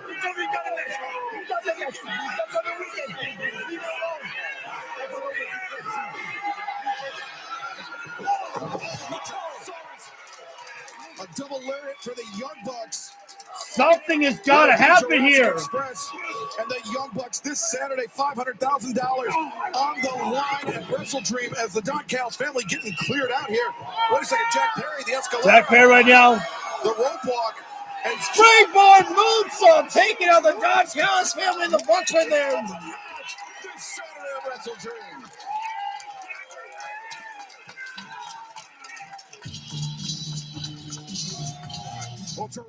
Guys, there's a bigger picture at play here. It's not just the Young Bucks against Jurassic Express. I tell you this, once again, this is not accidental. There has been a second time that we have seen Kenny Omega talking with the Young Bucks inside the ring. They are doing it again. And I think that what's happening is that, God, like again, like Omega, when the Bucks came in, and they attacked Jurassic Express, they did, like, Kenny didn't immediately rush in. He was going to let them get beaten down for a little bit. But then they went straight to go for the Meltzer driver, and then Omega was like, no, what's going on here? And the Bucks, Matt Jackson did not super kick Kenny Omega. Matt Jackson didn't super kick Kenny. Remember the days when they would have done it? They would have been like, bang, done. I don't care. We're done here. He didn't super kick him. There was something coming. And I don't know if it's going to be a reunion of the Elite, but absolutely, I think we're going for it. No, I don't want to see that one there. I like getting to see the Bucks wrestle one-on-one matches, but I don't think we're ever gonna see them go solo. If Kurt Angle was not retired and could wrestle again, I would not mind seeing him in AEW beat any member of the Don Callis family. Yo, Kurt Angle against Hechicero, that would be real good. Like, I know that we would say Josh Alexander because, you know, German suplexes and, you know, the ankle lock and all that, but you know, between the two, between Hechicero and Josh Alexander, I think Hechicero might be the better technical wrestler from what I have seen. I'm not saying Josh Alexander is a bad wrestler at all, but I think Hechicero versus Kurt Angle, that would be really, really interesting there. What's up, Hassan? Sorry, buddy. I was talking about everything else and kind of responding back to everybody else there. Man, if Angle was healthy, he would be crazy in AEW. Yeah, but at the same time, yeah, you're right, V. I was gonna say at the same time, though, the Kurt Angle that we saw was definitely just running on empty there. God, yeah, it just makes you wish that the Kurt Angle that we saw in TNA. Man, you wish that sometimes you just really wish that you could have seen some of these guys and in competition with like Will Ospreay and Swerve Strickland and. Oh man, it would have been, could you imagine how cool it would have been to have TNA and AEW like when TNA was like at its heyday as well? Oh man, just what a time that would have been about. So what about this boxing Kenny thing? Oh dude, I can't even remember what I did for Columbus Day though. Hassan, really, I can't remember. It was yesterday, and I can't even remember yesterday. Can't remember what I did for my day off there. I don't think so. I think Hangman's time with the Elite is done. Unless they want to tease something right now, the only thing that they have teased right now, and they haven't made them talk, on a microphone, but just the fact that the Young Bucks and Kenny are talking at all, that shows something. Kenny, from what I know, does not have a match on WrestleDream. However, if I could, I would book this match. Josh Alexander, Kenny Omega. I would book it. I would book that match. Josh Alexander has always said that his dream was to wrestle Kenny Omega. He's been able to do it, but give these guys one-on-one. And the stakes are higher because of what happened to Kota Ibushi. From the ashes of something terrible can come something great between Omega and Josh Alexander. Have you seen the card for the pre-show? Dude, I have not been able to see the pre-shows as of late due to work, but I've got to be going in to watch the buy-ins. Julia Hart will be out there with Sky Blue. I forgot to turn the volume back up. Sorry, we're back live. Out assault on the women's division here in AEW. We've seen a lot of attacks backstage. No matter what happened to the House of Black, I know that I think Brody, Buddy, and Malachi would be so proud of Julia Hart there. And here comes Gaffney. England. Sorry, Jamie Hayter. Oh, dude. Tekla won me over day one. See, that's the thing about what I love about AEW the most, really, is discovering talents from all over the world. It's hard to be able to watch all wrestling. It's hard to watch everything from New Japan, CMLL and just TNA, everything. It's hard to watch all of it. I'm so happy when I get to discover from the talents that come from around the world here into AEW. I love getting to discover them and to discover what they bring. Blood and guts thus far. The Triangle of Madness. I don't blame you. Accepted Jamie Hayter's challenge. We got. But it's very interesting with Blood and Guts. We know on the horizon it'll be Wednesday, November 12th. 3 words, 2 cages. Or excuse me, 2 rings, 1 cage. Blood and Guts coming up in Greensboro. You do not want to miss it. This is definitely a different battle here for Jamie Hayter and Sky Blue here. We're going to be back. Jamie will have the upper body strength here, but as we've learned, never count out Sky Blue as well there, but ready to escape there by Jamie and right into a front headlock position there, but Sky trying to bring herself back to a base. Yes, she does. Sky Blue starting this match off. I'm not sure if Sky should be working for a technical wrestling match here. Blood and Guts. Given the hostilities between Hayter and the Triangle of Madness. I'm 100% surprised that they started off with some wrestling. I expected fireworks right off the bat. I like that term there by Brian Danielson, fireworks. I agree with you on that one there. With Julia Hart. I agree with Jamie Hayter getting that victory there. Side headlock there by Jamie. And I agree with that. Wait a minute, schoolgirl. No, hang on. Jamie. Former AEW Throws it World back. Champion gets her shoulders up off the mat. Still in the headlock control right there. Come to the help of Jamie Hayter before. And again, right now, just working a classic technical wrestling match here right now. These 2 ladies are here with a feeling out process. Jamie with a kip up right there. And there's the hair pull there. And Jamie back up and Sky bringing her back down. And Jamie says, hey, I love getting my hair pulled. How about you? Throw it back there. Thanks, Hassan. Glad to have you back as well, too, my friend.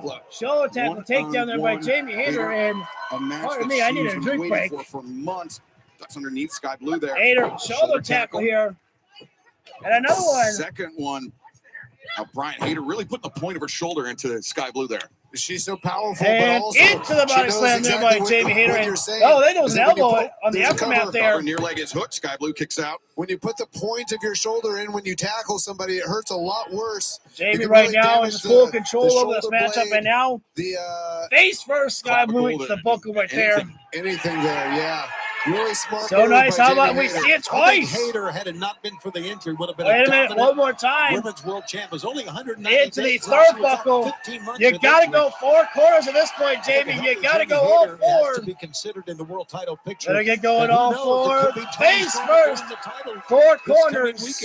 You know, Hayter would love a shot. As now Jamie at Tony Storm for that AEW going down the hammer fist in the corner there. Jamie Hayter losing the title, but now raining down rights. Sky Blue defenses here right now. Jamie taking a little too much time with a pose down, but she still got the tag. Back of the head too, which is even worse. Jamie taking the back of the head is really susceptible. I thought Sky might have been able to make a counter, but no. Snap on the suplex. Man, that was a real good snap there. Jamie rolling Sky over there for the cover. But obviously, that was not going to do it there. Jamie Hayter quick to stay on her opponent. And another snap with the suplex there. Suplex. Looks like Sky Blue is trying to fight it, but that's just Sky needs to do exactly that. She needs to get the hell out of here right now. She's taking a lot of punishment here. And Julia Hart trying to stand there to try to offer some type of protection for a moment here. As it were. Jamie needs to be very cautious. Julia right now just getting in the face of Jamie Hayter. The battles between these two, and now Jamie saying, "Go ahead, hit me." That wouldn't work out. Oh, Jamie should have expected that to come right there. She shouldn't have been playing those games there. She knew that was going to happen. And now Sky Blue. Oh, swinging neckbreaker off the ring apron there. Jamie Hayter as this battle. And that one right there, Sky really needed a big move like that to actually gain some advantage in this matchup, as she has now here. We're in picture-in-picture break with Sky Blue and Jamie Hayter here, as now Sky bringing Jamie Hayter and she's going for the cover there, and 2 count there. We should have known that was going to be the kick out, as Jamie was still rolling around there. And oof, that does a lot of force right there. Sky Blue putting her entire body on the back of the neck of Jamie Hayter, choking her out in the middle rope there. And now Julia choking her out across the bottom rope as well there. When is Buddy Magic going to return, and who would he be feuding with? Honestly, like, Here's the thing. We need names on somebody. I can't remember if I came up with this idea or if someone brought an idea on TikTok for Buddy Matthews to go to Ring of Honor. While I think that would be desirable to see where Buddy Matthews falls, now with where there's Brody King, where there's Julia Hart. Julia's doing her own thing in the women's division. She's not a follower with, Brody King. The Hounds of Hell are gone. Brody is with, Bandito.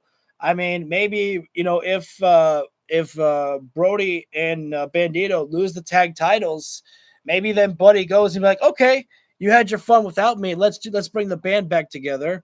And then Brody might be like, oh, I kind of got a good thing with Bandito, but hey, you could join us. And that could create dissension right there. And Buddy's like, I'm not joining with him or whatever. But at the same time, I think what could work is putting Buddy Matthews, let him be on his own in Ring of Honor. One thing that I want to start doing is I want to start, watching Ring of Honor again. Bandito got a bad shoulder right here. I think that's part of the story. Hechicero snapped the arm of Bandito. I don't sometimes it's hard to tell if that's just part of the story for the wrestling. Also, because I don't read wrestling news anymore. I don't look at anything on social media, so I don't know what's actually going on. I actually prefer it that way. But I think putting Buddy on Ring of Honor could be a good thing there. We need more, of those notable names on Ring of Honor television to make it desirable for I guess if it's put back in place, technically it's working again. If they lose on Wrestle Dream, then I understand it. Yeah, I mean, but I don't think they're going to lose at Wrestle Dream. I think that's going to be the next step of the separation with Takeshita and Okada. I think maybe Wrestle Dream is the night when Takeshita finally snaps and leaves the Don Callis family, or Okada forces the separation. When Buddy Matthews is going to return, who's he going to be feuding with? That one I don't really know. I don't really have any names on AEW television. Saw the opening there. Sky Could be Bandito over the Ring of Honor title. Will be Jamie Hayter versus Okada the to catch the win. Tekla, 1-on-1 this Saturday. Tekla, that would be interesting to see right there. Alongside Sky Blue. Sky Blue right now trying for suplex with Jamie Hayter in the corner. Not just to pin a former world champion here in AEW, but to soften up Jamie Hayter for nice missile drop kick from the little rope right there. A beautiful drop kick, Tony. Love to see the missile drop kick. That's always an oldie and a goodie right there.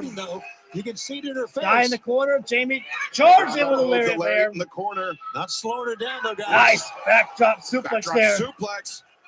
And nice job there by Jamie with the crawl in the cover. Didn't rush in. Blue able to kick out. There's something to notice, though, that on the back of the head of Jamie Hayter is taped up, though. Here, but I think her main role is to put Jamie Hayter at a disadvantage going into Wrestle Dream. Tekla. Big boot there by Jamie. Now Jamie Hayter. Cover up 2, and Sky Blue Sky kicking out at 2. So look at that beautiful backdrop suplex.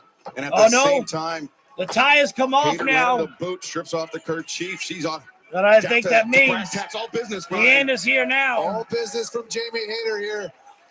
She's been really getting Jamie frustrated right now, with the Triangle of Madness. Firewoman's carry here. She'd love to put Sky Blue right here faster. Hayter looking for the step up Enziguri. Sky Blue was able to dodge. Wait a second. Now Jamie waistlock. Stunner there by Sky. Hayter. Rebound and into try for the kick there on the floor. Hayter anticipated. Sky rolls through. Sorry, these ladies are just moving real fast right now. Hard to keep up here. Who's going to get the better of this exchange here? Sky. Nope.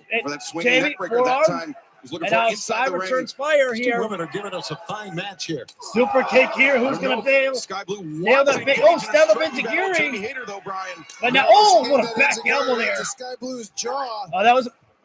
And there's the backbreaker. And now Jamie Hayter got the final move of that exchange right there. But after you went through all of that, obviously the body gives out there. and you got to take a moment to breathe. Backbreaker, and now almost a moment to reset as we take another look at Well, this. or that one, Excalibur, reset. As both ladies right now rolling to the ropes there, trying to on Collision. Wait a sec. Jamie Hayter Sky the word actually doing a blood smart and thing. guts She's in a rolling out of the challenge ring. to the Triangle of Madness. Something What is the we've referee never counting heard for? in Jamie's in the women's ring, division but before Sky's here out in of All Elite bounds here. Wrestling. I don't think that you're supposed to be As we counting at mentioned, that point. Triangle Madness, at least as of the moment, have Oh, not Jamie accepted the missed. challenge. Sky did not with a To boot. the side of the head. Sky Blue. Oh, Hayter Jamie seems falls a bit out and dazed she's on the here. ring apron. Well, she was. Now she's Going on the to floor. outside is Sky Blue. looping Oh, that Hayter. was not a good decision there Catches by Sky Sky. Blue. And Got, now what's Jamie going to do here? very Oh, man, that thud. I want to hear that again. Sorry. catches Sky Blue. And now Jamie Hayter. Very God. Oh, that thud. On the floor. That was vicious. I mean, that thud. 100%. Sound. And the impact, look here. Oh. hear the impact. We I- can feel the reverberations through the soles of our Yeah, shoes. I mean, As now it always tells me a story when you hear the into the wrestlers ring. actually screaming out in agony of pain right there. It's like, yo, that one really had to hurt to hear them actually screaming out like that. Ouch. Fire Woman's carried by Jamie Hayter. And, oh, Ushigoroshi. Across the knee, Hayter And on that now, move. sliding lariat. Sky just take it done. No, she still kicks out. We got to remember the resiliency from Sky Blue there. By the young lady. I mean, she's resilient inside the ring. She's See tough. a palpable look of concern on the face of Julia Hart. But now the sleeves have come off from Jamie Hayter, which can only mean Hayter's so one dangerous thing with left. that Haterade, the ripcord Haterade, lariat. yes, V, that's correct. Try it again 3 here. hours tonight. Seemingly. 2 hours of collision, 1 hour, Her 2 hours of dynamite, 1 hour She collision. generates so much Haterade, no. force. Sky, Great counter from Sky Blue. another stunner. Sky Oh, wait. going over it. Standing slice spread. From Sky Blue. Wow, there we go there from Sky there. The front leg is hooked, but Great job there by Sky equal Blue to the there. task. Gotta say, I'm impressed with Sky Blue right now here, and Sky. looking for, oh, step and lariat there. Decked her with the lariat. That's it. That's it. Haterade done. No way. Sky gets out. And now Julia. See her up on the ring apron right there. I think, Behind those blows from Jamie Hayter. Amazing. man, that one was just one hell of a way to just take control. Lariat, and then she's like, nope, get back up. Like Scorpion, get over here. Very much in that same conversation. Hater right there. 100%. I mean, you put her up there with Stat. Jamie Hayter. We've got Sky some Blue heavy brought hitters the here in fight the AEW tonight. Women's division. And now Jamie Hayter. Smart strategy, I think, by Julia Hart. Don't get involved right now. Just To Tekla this take Saturday. Sky Blue back in. Complete for guys 3 hours Looking today. for revenge on the toxic That's all spider. good. Will she get It's it? a We will nice find out enjoyment. live on pay-per-view on HBO Max. Dude, I know, This it's flying by here right now. As Wrestle Dream coming your way. Visit hbomax.com/AEW for more information.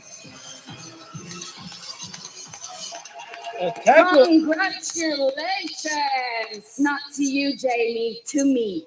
Because look how far I've made it. Misunderstood in Europe, got kicked out of Japan. I've been around the world, and I'm not impressed. Yeah. Jamie, the reason I attacked you in May is you were just there. Wrong place at the wrong time, and now you are again. My game has no rules, because my name means chaos, and my name means poison. And on Saturday, baby, it's gonna get toxic to the core. It's like, fuck Come on, this. Jamie. Come on. Impress me. Wow, Tekla making it somehow even statement more made there by insulting after Tekla, that I attack. mean- Just saying that Jamie Hayter was a victim of convenience. Yeah, you were just, wrong place, wrong time. And let's remember this, that it was an all out there if I'm not mistaken, the last pay-per-view was all out there in the Fatal 4-Way matchup that Tekla was the one who took Jamie Hayter off the ring apron with a spear right there that allowed an opportunity for a new champion to be crowned. And who's our interview here? Ladies and gentlemen, joining me now, she is the CEO, 10 belts, Renee. Renee, you can refer to me now as the greatest of all time, Ultimo. 10.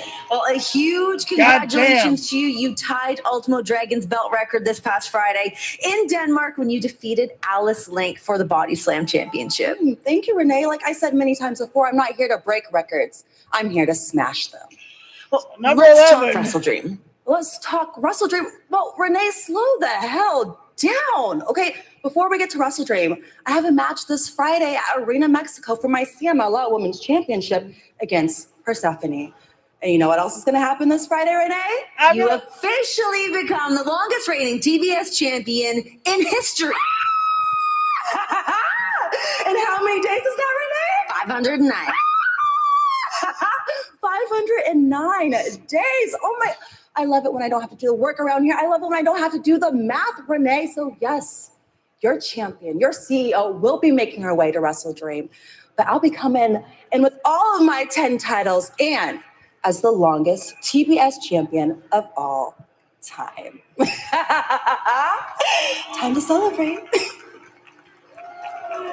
Well, it's just unfortunate that we couldn't get a matchup for Mercedes Moné for like one final match before she, set the record as longest reigning TBS champion.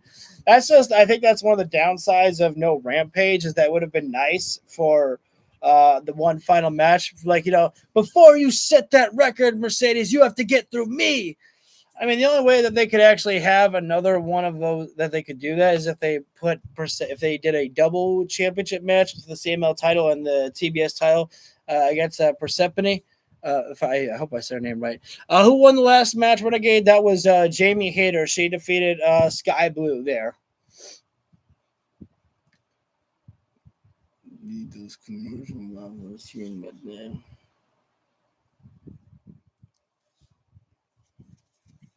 I was hoping that would have changed. I got the food right here. I got the munchies via. I got Gargettos here. But pizza time. Oh, pizza actually sounds really freaking good. Maybe I'll get some pizza tomorrow. Up next is going to be the trios titles on the line with the Ops against L'Affection right there. And I know it probably won't happen, but I really want to see L'Affection win the trios titles. Maybe that's what we need. Maybe we need Samoa Joe to be distracted by Hangman at a page or something like that. Not because Hangman's doing anything, but just because Hangman's there. And that angers Samoa Joe to the point that he's distracted and they lose the trios titles. And it's the downfall of the Ops. I made my prediction when the Death Riders had the trios titles. I said that I know, right? The main event might be Orange Cassidy and Kyle O'Reilly against Daniel Garcia and Wheeler Yuta. That might be the main event. Because that will probably be the moment when we see Darby Allin. I have to imagine that we get a final showdown of a violent showdown between Darby and Moxley before Wrestle Dream. Shoot, what was I talking about? I can't remember what the hell I was talking about. Damn it. I can't remember what I was saying moments ago. Dang it. Sometimes the train just leaves the station, yo.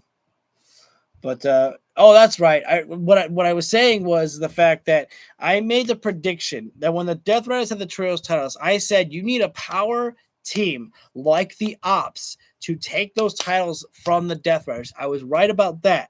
And when I saw the match that L'Affection had in a trios matchup, I can't remember against which team, but I said these guys could very well fucking be the next trios titles. They were so in sync, they worked so well with each other. I said, just do it. They'll be the ones, maybe. And this is their second time. Take it away, Justin Roberts. Ladies and gentlemen, your Wrestling World Champion. I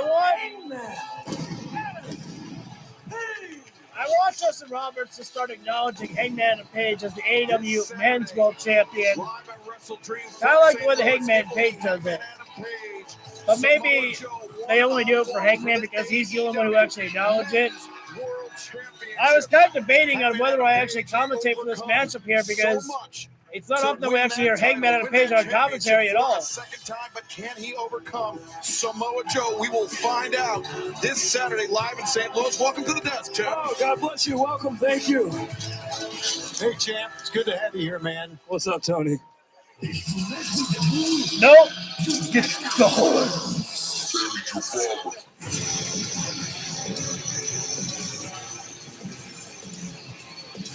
Go, boys. I want this. La Facción Ingolable to win those championships. Introducing the challenger, being accompanied by Sammy Guevara, from Mystico, Rouge, the Beast Mortals, La Facción Ingolable. Oh, Fans, if you haven't done so that's what happened. Okay, so I need to be watching more Ring of Honor. I really do.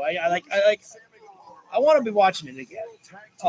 But I was wondering why Sammy Guevara still had the Ring of Honor Tag Team title and being joined with La Facción. It feels so awkward. But I just saw that Rouge is part of the tag team with Sammy of the Ring of Honor Tag Team Championships. Because Dustin is, injured. I don't know if he actually is or if they just wrote him off television. But okay, that's what. Again, I really got to start watching Ring of Honor. Nothing much, buddy. Right now, all that's happened is that La Facción and La Fi have just entered down the ring, and now come down the ups here. Notice this, though. The ops are not walking out together. They're not doing their trios entrance. Hobbs, Shibata, but now Samoa Joe wants his own entrance. Oh, dude, you got me hungry right now. I'm going to go to Wendy's after this for a little bit of burger time. The AEW World Trios Champions, Samoa Joe, Katsuyori Shibata. I think I'm calling it. Is it Hangman Page is on commentary? Yes, he is. Our world champion is there on commentary. World Championship, the AEW World Trios Championship simultaneously. But in order to do so, he will have to go through the man to our left. I'm calling it new Trios Champions tonight. Adam Page. And I want to make it clear, I've said this to Samoa Joe, I gave him this opportunity not because he begged and screamed and asked for it and demanded it, but because thank you, first like much appreciate on that. Nice, Aubrey Edwards able to carry those three titles. So many others instrumental in loud the Death support Riders of Joe Chance there, and all in Texas, which cleared the I way hope for you're using Hangman Page propane to for those dethrone burgers. Jon Moxley for that AEW World again, Championship. Look at we have seen some hard-hitting matches Hobbs right in now this inside the 2 ring hours. We with the Beast Muertos here. I'm telling you, I don't think you're going to find a harder-hitting match one we're about to see. And Muertos not backing down from Hobbs here right now. Just chest bumping right now. Oh, hell yes, we let's go meat. I got real excited about that meat, man. My voice cracked on that. Comes up clutching that shoulder. Shit. Got really excited for the meat. Meats. Let's get serious right now. Nice layout there by Muertos. And Hobbs returns fire. The body block. And there's the lyrics right now. And it's no good old meat fest here right now. By 1/3 of the AEW. And Jalisco came in. Jalisco gets dropped by the powerhouse. But that opened Hobbs up. there. Powerhouse Hobbs with a boot. Oh, sling blade from the middle rope there. Great job by Muertos. Muertos got to stay focused though right now here. There's too much on the line here, and you cannot be take time shoulder tackle there by by Hobbs there. Shoulder tackle taking Muertos off his feet. And now tag being made. There we go. Roosh wants Shibata. Shibata is the one who made the call out to Roosh and says, you want real competition, you come see me. Shibata and Hobbs. Let's go. Oh, shoulder tackle, no budget for him. Shibata getting the better of Shibata getting the better of this one here right now with the forearms. Roosh with a chop, and Shibata says, are you kidding me? Hey, man, I have to ask you, are you surprised at all that Samoa Joe in this palm striking right now. He's biting his time. He's waiting for the absolute Roosh kind of getting the better here. Oh, God. Hey, man, that one actually stunned Shibata for a moment. What do you think? The arm there. Separation, rolling elbow there by Roosh. German suplex, Shibata. Oh, God. Yeah, when I saw you two fight, I was blown away. Got I was stopped. like, I'd love to see this headbutt. God. Headbutt delivered into the jaw of Shibata. Roosh on the move, swing. Nice STO drop there by Shibata. These guys, just beating the hell out of each other right there, but eventually the body gives out. And they just so much talent. Shibata got the better of the exchange for a moment there. Oh, Joe's reaching for that tag. There you go. Joe with a blind tag there. Get the tag. I'm not sure if Shibata won that tag, though. And now Muertos inside the ring. Jalisco's not gotten involved in this matchup. However, though, probably for the best for Muertos to be in the ring with them. What a strike by Muertos. Muertos roars too much.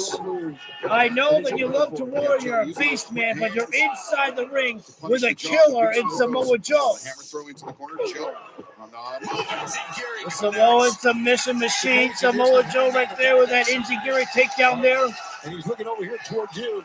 That can move like that. Oh, yeah, he's an absolute Christmas. Look for the ups. I actually got to go against you on that one there, Hassan. I think that Lefexion, I feel like that a new title change is coming here.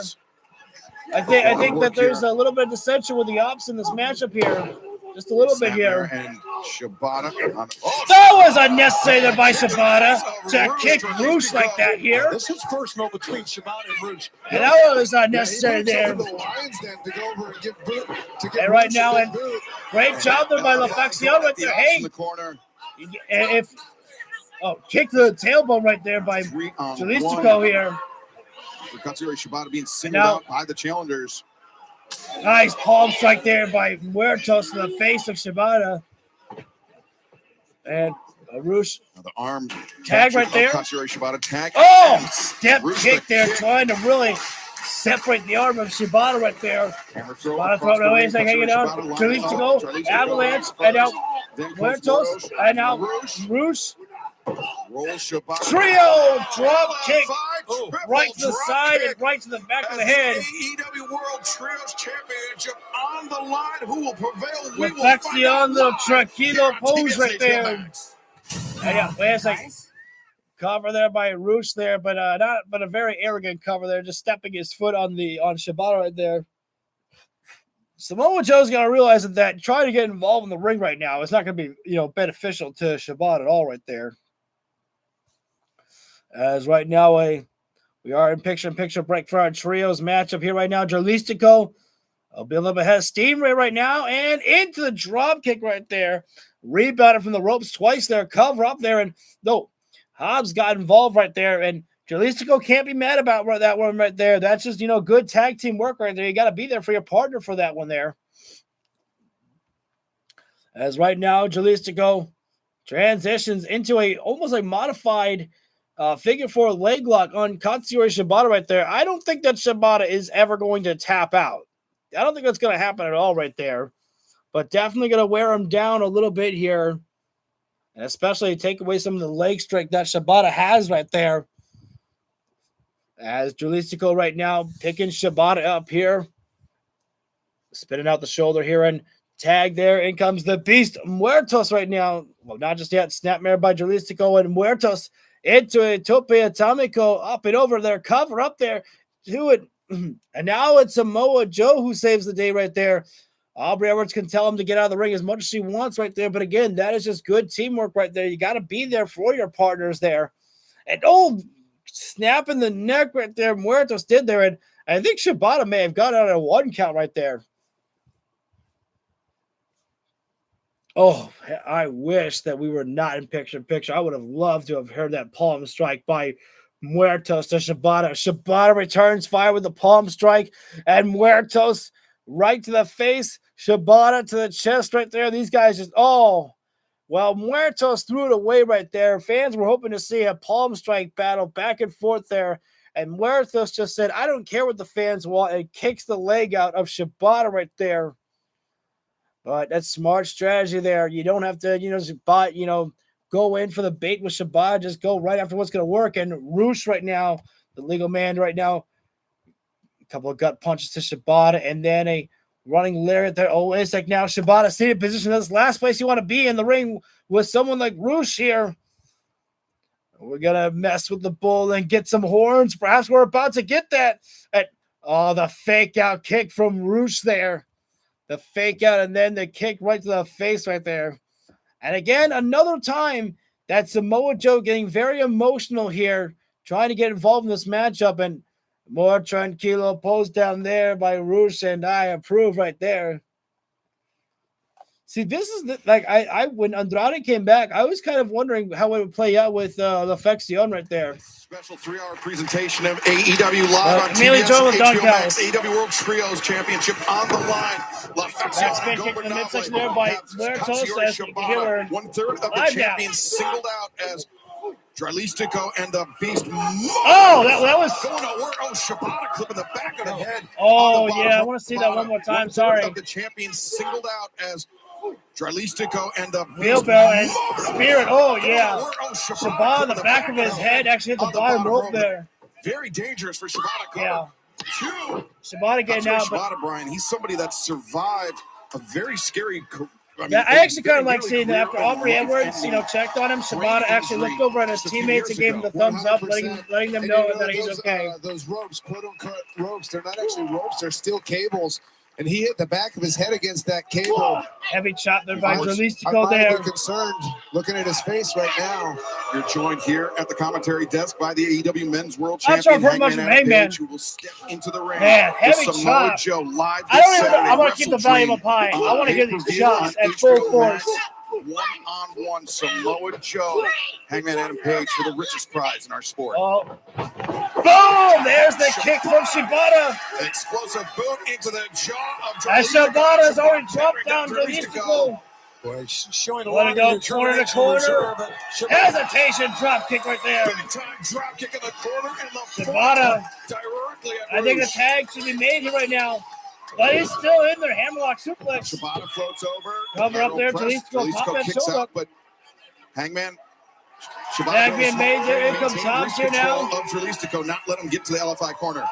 Oh, simple boot to the face, drop down Dralistico, and Muertos trying to get in, go down Muertos, and Roosh trying to get in there. Hobbs is just taking control all by the himself members here. of LFI. And now stacking Three-way up sandwich. Muertos and Dralistico Yes, in the corner. And yes. stacking up Three-way Roosh as well. sandwich. Oh no, Roosh stopped the sandwich. Oh my God, Hobbs just took them both down. Dralistico said, "Fuck you, I'm coming after you." And Hobbs said, "All right, come on, bro, I got you." World's most dangerous slam. And now I sense. Now it comes Samoa Joe here. Joe with the forearm. As Joe right now. A Manhattan drop there. Dralistico went down the center time there by Joe. Cover up there too. And if this keeps up right now, the outs are going to retain. You mentioned that you're looking for weaknesses. Oh, a snap on the power slam though by Joe. Dralistico able to kick out there. Dralistico able to kick out. Sammy Guevara's been. Are you seeing anything thus far from Samoa Joe that could get the gears spinning in your How's head? it cooking, V? Let me tell you that Chef Khan, Tony Khan has got his chef's hat on tonight. He's cooking well here. Looks like a man possessed. Oh, spear there by Muertos, taking out Hobbs there. Boot there by Shibata. And Shibata trying to get Roosh out of the ring here right now. He's got him. Right now, though, Now he's got him out of the ring. down on the left side of the ring, like he's hurting here. Shibata and Roosh battling on the outside. Meanwhile, Dralistico and Let's Samoa go. Joe Hey. inside the ring, swinging a miss. Tornado kick there. Samoa Joe, corkscrew kick. Has the challenger to the AEW World Championship Dralistico this Saturday. Started. going top side. Dralistico to the Oh, top. Joe. No, waist Coquina lock. clutch. That's it. Done. Done. Done. Done. That's it. And he is in deep. Dralistico is going to sleep. Dralistico taps out. Now goes to sleep. No, that was a bolt. That was tap and going to sleep right there. I had thought that the dissension that we saw with the Ops, I had thought that was going to do it. I thought that we were getting new trios champions. Showing no weaknesses to my eye, Hangman. Not at all. That move is You are going to be in for a battle. that Coquina clutch is just as protected as the one-wing angel. Oh, wait a second. L'Affection right now, obviously upset with a loss. And now, Oh, you spit at me. You spit at me. Now Roosh and Guevara trying to bait in Hangman. All right, well, all right, guys, it's been a pleasure. Thank well, you very Hangman much. says it's time to do some cowboy shit. Putting down the AEW World Championship title. I mean, there's not a match he's walking into here. This is a mistake here right now by Hangman. He's coming in here right now. The Alps are down. Oh, wait a sec. Hang on, though. Samoa Joe. Samoa Joe at his best. Struggling to get to his feet. Hangman. Wait, L'Affection here right now. Wait a minute. Uh-oh. He held on. Hook shot. Lariat attempted. Guevara bailing out Roosh. Hangman Page was lined up to And now, deliver the buckshot. you see Samoa Joe looking at the World Heavyweight Samoa Championship. Joe. Oh, he's got the AEW World title belt. That title that Joe wants back. Will Samoa Joe be able to call himself a two-time Now world what's Joe champion going to do? this Saturday? Oh, last week we heard from both men about how much that championship means to each of them. This is going to be an epic confrontation on Saturday. Oh, Joe delivering the championship in the same way that Hangman did 2 weeks ago. However, though, when Joe dropped his trios title, Hangman did not. With the AEW Men's World Championship hanging in the balance. And again, something to note here is that the Ops are not leaving with Samoa Joe here. Samoa Joe walking to the back with his trios championship. And ladies and gentlemen, we have finished up with Dynamite, and we're going into the 1 hour show of Collision here tonight. Second hour is about to conclude, but we still have one more hour of action live for you tonight on TBS. Continues tonight, TBS and HBO Max. We just witnessed Hangman Adam Page, Tony, bailing out, saving Are we on Samoa Saturday Joe night now? from a 4-on-1 Terrible attack joke, by sorry. Out-of-5. That's like you said, Excalibur. Wait a minute now. We have to kick the commentators out, and we need Nigel McGuinness. Oh, wait a minute. I think that's what we're going to do. We've got a lot going on. I think it's like that's what we're doing because Shivani's on commentary. Another hour of live action here to come. Oh, wait. on But TBS and Shivani HBO was on Max commentary tonight, already before it, plus wasn't he? the countdown to WrestleDream Taz wasn't immediately here following tonight. our broadcast, and then What are you doing? immediately There we go. following our broadcast, and then coming up this Saturday live coast to coast, 7 p.m. Eastern, 4 p.m. Pacific. It is the Saturday tailgate. So we do have Megan Bain and Harley Cameron that will be in action. We do have Orange Cassidy and Kyle O'Reilly taking on Daniel Garcia and Wheeler Yuta. I think there's another match, but I kind of forget. Our third hour here tonight. I think we're starting off with that right now. Run, Bryce, run! The Death Riders are coming for you.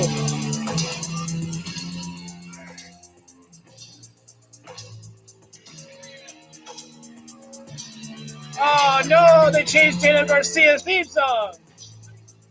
Man, what is the main event, dudes? Oh my God, is my girl Megan Bain gonna main event the main event? I think I just said main event like 3 times in a row. Okay, while they're doing the entrances, I'm going to be right back. Need a quick break here. This is a tag team match set for one fall, and accompanied by Marina Shafir, the team of Daniel Garcia and Wheeler Yuta. Wheeler Yuta, the man who, shall we say, plunged the dagger into the back of our broadcast colleague Bryan Danielson 1 year ago at WrestleDream. a man that you thought you could rely on in Wheeler Yuta, but he showed that he was nothing more than a turncoat joining Jon Moxley and the Death Riders. Yeah, it broke my heart. I worked a lot with Wheeler Yuta one-on-one. I trained with him in the gym, on the mats. Yep, he wasn't afraid to stab me in the back. It's actually really interesting to see these two teaming together because I see Yuta and Garcia as having a natural rivalry. Yeah, very much longtime rivals, even predating their time here in All Elite Wrestling. Daniel Garcia, the new member of the Death Riders, somebody that was really courted by Jon Moxley very heavily. And their opponents first, from Vancouver, British Columbia, Canada. Time for conglomeration. Kyle O'Reilly. I like the fact that we can't tell what Kyle O'Reilly wants to be part of. Paragon or conglomeration. There we go. Everybody's favorite sloth. Orange Cassidy. But, you know, whatever.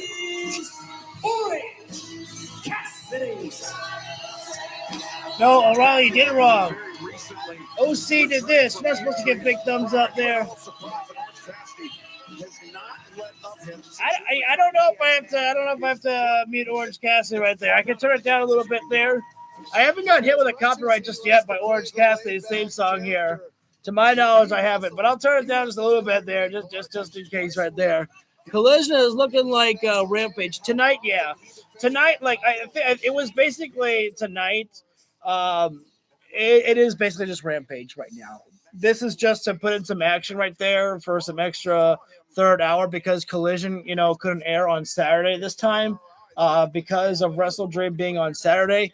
So they're kind of just giving it the extra hour here tonight to make sure to meet their demands for Collision. I liked Rampage. Yeah, honestly, dude, I the same. Like honestly, like there were times when like I would not go for Rampage, but there are times that honestly I'm like, man, I kind of missed the show. When it's like a Friday night, I'm like missing something here. Bryce, you're supposed to take the sunglasses. There we go. Came to his supposed best friends. Former best friends inside the ring. Orange Cassidy and Wheeler Yuta. And now Yuta immediately makes a tag to Daniel Garcia. There will forever always be always some type of tension and the history, the memories of the past. Any AEW show, any AEW new joining or debut, not to my knowledge. People are still trying to speculate about the next stop for Chris Jericho, whether it's coming back to AEW or whether he's going to join to go back to WWE. Honestly, for me personally, I couldn't really care where Jericho goes. I'm a Jericho fan, don't get me wrong, but I just don't think that AEW needs Chris Jericho anymore. I think that AEW is doing, really, really good here. They don't really need Jericho. No disrespect to Jericho. Again, I thank him for what he did for AEW, absolutely. But, wherever Jericho goes, I love to see it. I would love to see Cena in AEW. Me too. Like I would love some of those names. I would love to see how they do against the roster, like Ospreay, Swerve Strickland, Hangman, Omega. I would love to see how they can work with those types of guys. Oh man, Orange Cassidy taking a blast of the past and doing the Garcia dance there. A little bit of the dance there, and now Cassidy. Orange Cassidy just knows how to play mind games there. Crucifix cover. OC right now. Look out for a suplex. Garcia, do not suplex Orange Cassidy. Are you looking to get caught? Because when you try to suplex Cassidy, you always lose. But this time, Cassidy gets the suplex on Daniel Garcia. Brian, to your point, I don't know if Orange Cassidy just flipped off you or what. Everyone seems to have changed. I actually like that right there. Orange Cassidy had the front headlock on Daniel Garcia. He's actually clothes now, stuck out his leg for O'Reilly to make the tag right there. And O'Reilly right now, we know about the history that the Paragon and, great submission defense Daniel Garcia had in their past there. The hands, but he lost the grip on the hand, so he's forced and to get the boot on the I'm not sure I rope to agree force with the this break. right now here to go for the tag to Orange Cassidy. Cassidy just got out, but hey, it's fine. Work kitchen sink by O'Reilly. The kick. Oh, wait a sec. Orange Cassidy. Coming off the head of steam there. And I thought Cassidy was going for the PK kick, but no, and the drop kick there. Cassidy the cover. One. Wow. Kick out. I thought that might have been at least a 2 count there, but don't forget about how resilient Daniel Garcia is here. And yeah, they look like they've been. I love Orange Cassidy. Like, again, I'll say this one more time, and I'll try to stop saying it, but I hated and loved a little bit of Orange Cassidy when he was, like, in the black pants and the black jacket. Like, it was Orange Cassidy trying to get more aggressive. But the best Orange Cassidy is when he's not even trying. The King of Slaw style right there. OC going lightly on the chops with Garcia. And then when Yuta came in, he started bringing the fire. Yuta. Smart right there by Daniel Garcia. Pulling Yuta out of harm's way here right now. But you're not safe. There's O'Reilly. Cross top of the throat there. We're going picture break here right now. And both, wait a second, hang on, wait. They got a counter. Orange Cassidy and Kyle O'Reilly got a counter here, a double suplex on the Death Riders there. It is not looking good for the Death Riders here right now here, but we cannot count them out, of course, here. I mean, both Daniel Garcia and Wheeler Yuta so skilled inside the ring, but right now O'Reilly and Orange Cassidy are just looking like a well-oiled machine inside the ring here. And I don't know how many times they've actually teamed up inside the ring here, but the conglomeration are looking pretty damn good here. Kick to the inside leg there by O'Reilly, taking down Daniel Garcia as Orange Cassidy.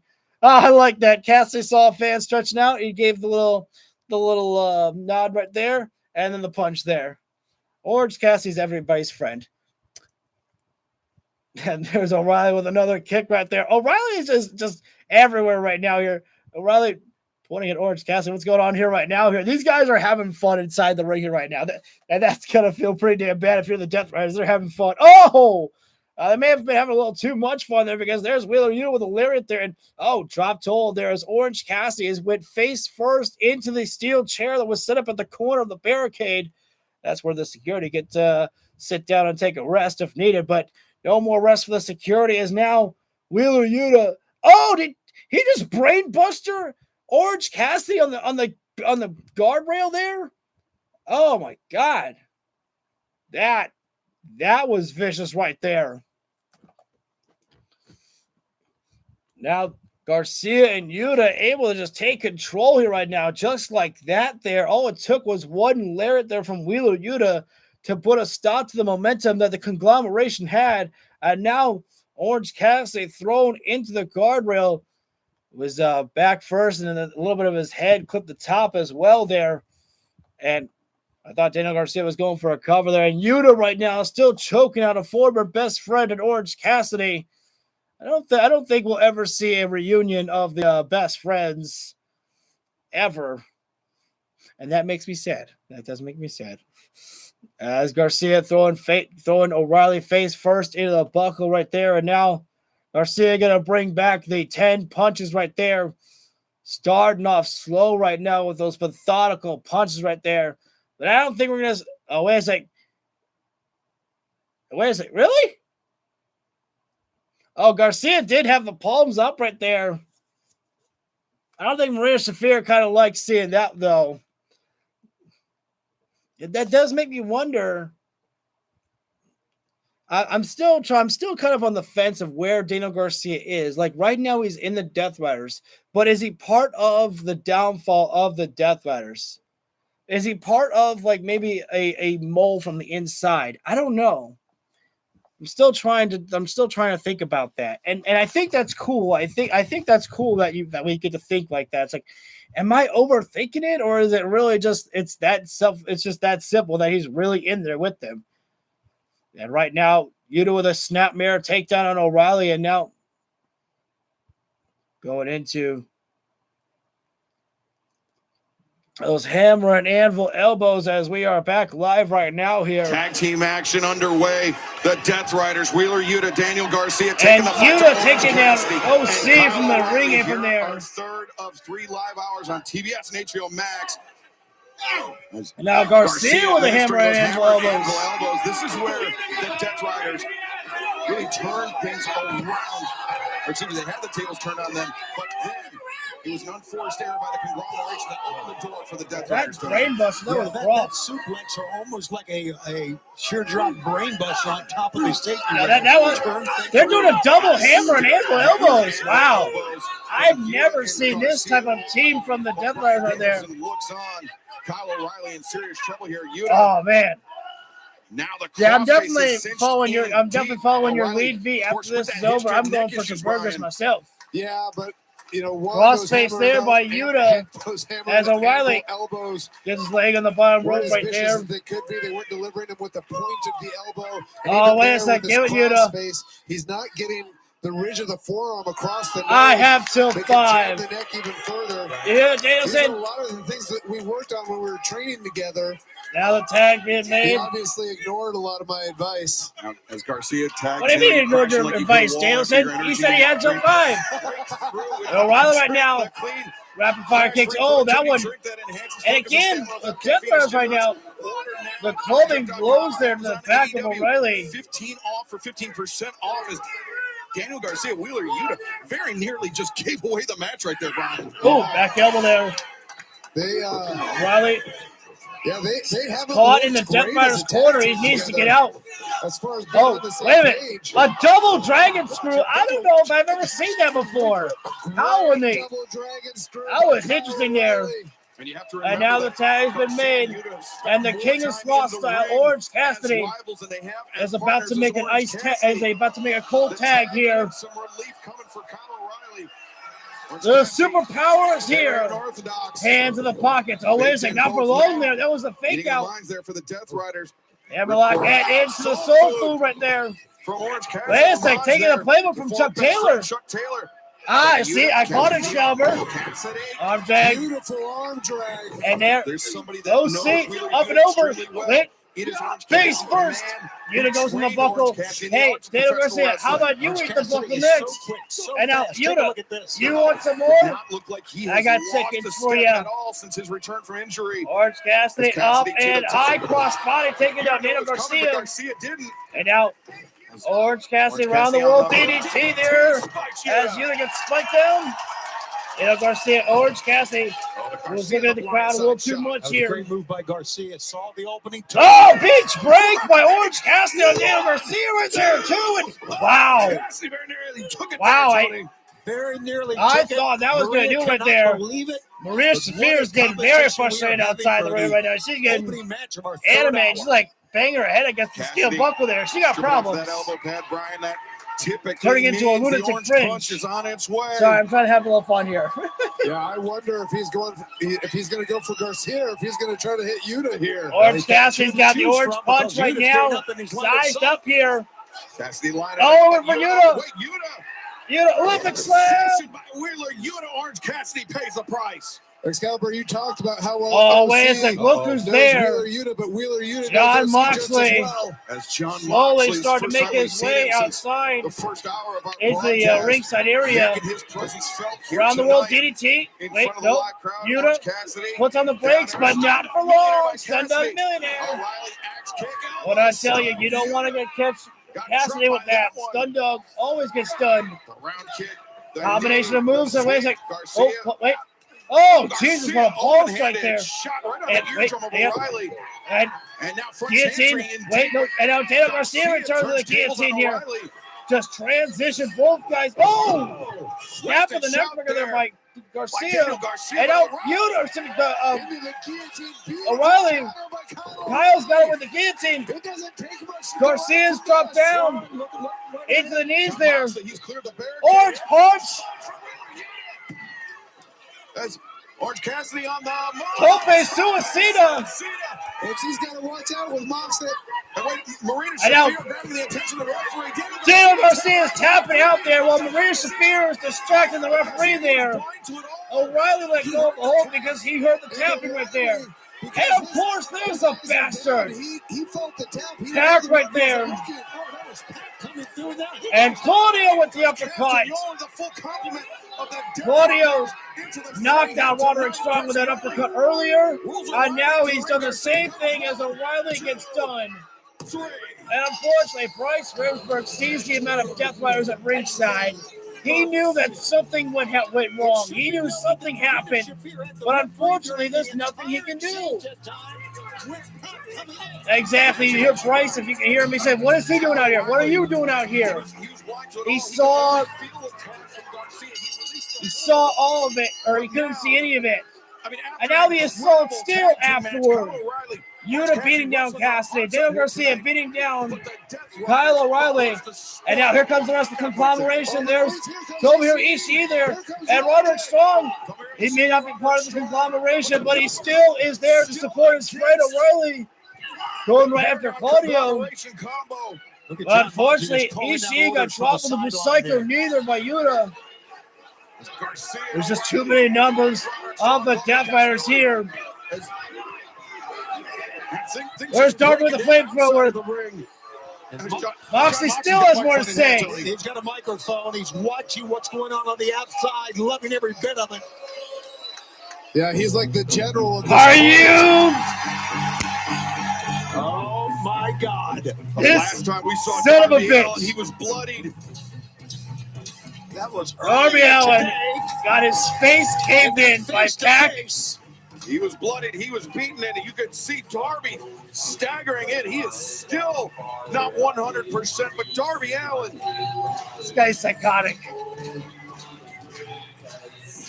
Darby Allin would walk barefoot through broken glass if it meant getting his hands on Jon Moxley. He is literally zombie walking. Look at this. Bryan Danielson may have to step in there and stop Darby Allin.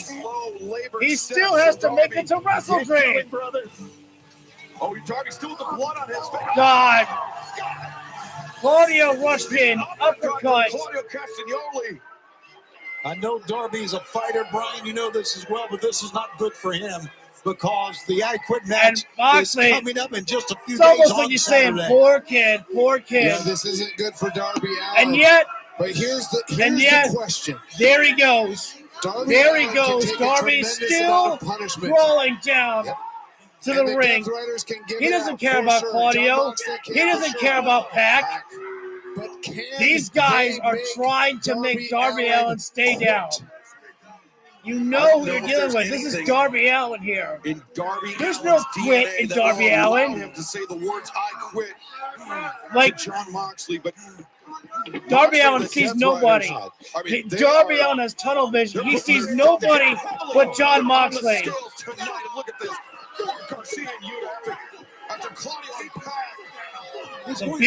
Where are friends for Darby Allin? Of the Death Riders, and he's still Darby is still crawling. He doesn't see anybody. Everybody can kick his ass. He don't care. He says, John, I only see you. To get to Jon Moxley, and he's still coming forward. And that rush of fear. The kick. Just let Darby get to Mox. Just let Darby get to Moxley. Is he out? Is Darby out? Moxley thinks so. He's never going to get back up now. Mox, I think he just said that he's never going to get back up. Mox, you're a fool. No, but there's, see the hand. Darby, he's not out. He Literally, continues. if you could remember how Taker's hand came up from the grave, toward Jon Moxley, from the buried alive site, that's Darby right now. Crawling. And now the Death Riders were distracted by Darby Allin I know. Running off the Death Riders with Darby Allin. The damage Conglomeration are there, running the Death Riders back. Physically as close to 100%. But there is Darby Allin one-on-one with Mox. Look, the top of his head is bloody. What does he have? Darby's got the AEW flag that he raised at Mount Everest. Darby Allin brought with him to Mount Everest. He referenced it earlier tonight when he was talking to Jon Moxley. Yeah, he said he's going to choke him out. Shut up, Savani. It's never too late, John. I love you, Darby. To say I quit.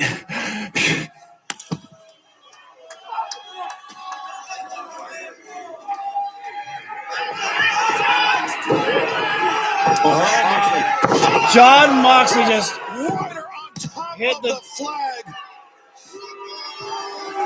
The Death Rider on top of the AEW flag.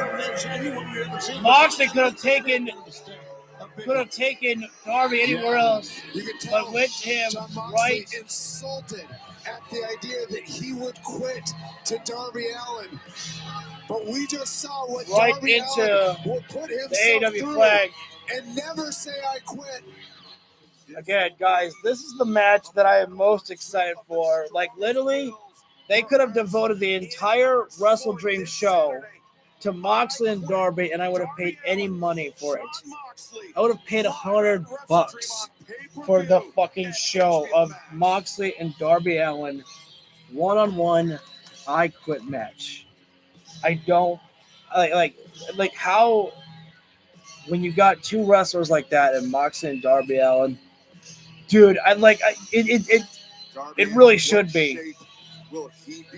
Like, I know that the AEW Men's World Championship is probably going to be the last one, but this it's the match I think that most people are probably looking forward to. They have to be. Again, like the way that this.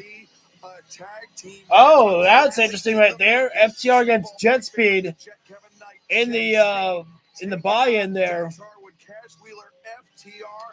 the hell is it called? Saturday Night Brawl? We will hear from Dax, Cash, and that sniveling coward, Big Stone. You can't. All of You that can't. and so much more still to come tonight as Darby Allin receiving some medical attention. There's a smile on Darby Allin's face right there. And I think what it is the fact that, I think Darby, he loved the fact that he got spiked down on the AEW flag because Jon Moxley claims to love and care about AEW so much and about the evolution for AEW. And yet he literally just spiked Darby Allin on the flag of AEW, which Darby Allin is AEW through and through. I mean, he is exactly what AEW represents, really. That is Darby Allin there. Dude, yeah, it's like you said, V. How are you gonna follow it? You really can't. It's kind of like when Shawn Michaels and Undertaker went out at WrestleMania 25, and I remember that I think Randy Orton and Triple H were the main event, and they said, "You motherfuckers, how are we supposed to top what you just did?" And they're like, "Hey, I don't know, go out there and do it." I guess this is why Hanger versus Joe is on, perhaps for Moxley and Darby to go on last. You know what? I know that. Like, it's like usually if it was a lights out match, that I could understand that would be the last match. That's why, Hangman Adam Page and Swerve Strickland was the last match at All Out last year because it was a lights out steel cage match. The show was technically over. The lights out matches are always the last matches. But in this case, I mean, again, just that's the most exciting one. There's nothing anyone could ever do to top, Moxley and Darby. And I have to imagine that those guys know exactly how hyped that people are for this matchup. And I really hope that they're in like a group chat with like the Death Riders and whoever else may be involved in maybe the conglomeration or something like that in the matchup. I hope they're in a group text be like, "Yo, let's fucking do this at the show right there." Just be like, fucking go balls out crazy. And then being like, hey, let's also And then they're like, hey, let's make sure let's get Tony Khan involved in the group text. I don't like Ariel Helwani, but I love the interview he did with Darby. Yeah, I did see that because I saw something on TikTok where Darby had said that we've kind of weeded out the negative energy from the back. I made a comment. Then I said, yeah, I said on TikTok, yeah, I was like, yeah, because unfortunately, Punk, was bringing a lot of negativity to the back when AEW first started. The locker room was such a positive energy, and then someone told me he didn't say that it was Punk, and then I'm like, okay, but kind of felt like addressing Punk in a way. But then again, I think Darby and Punk, I don't know if they're friends. They're like probably on like a level 2 friendship there.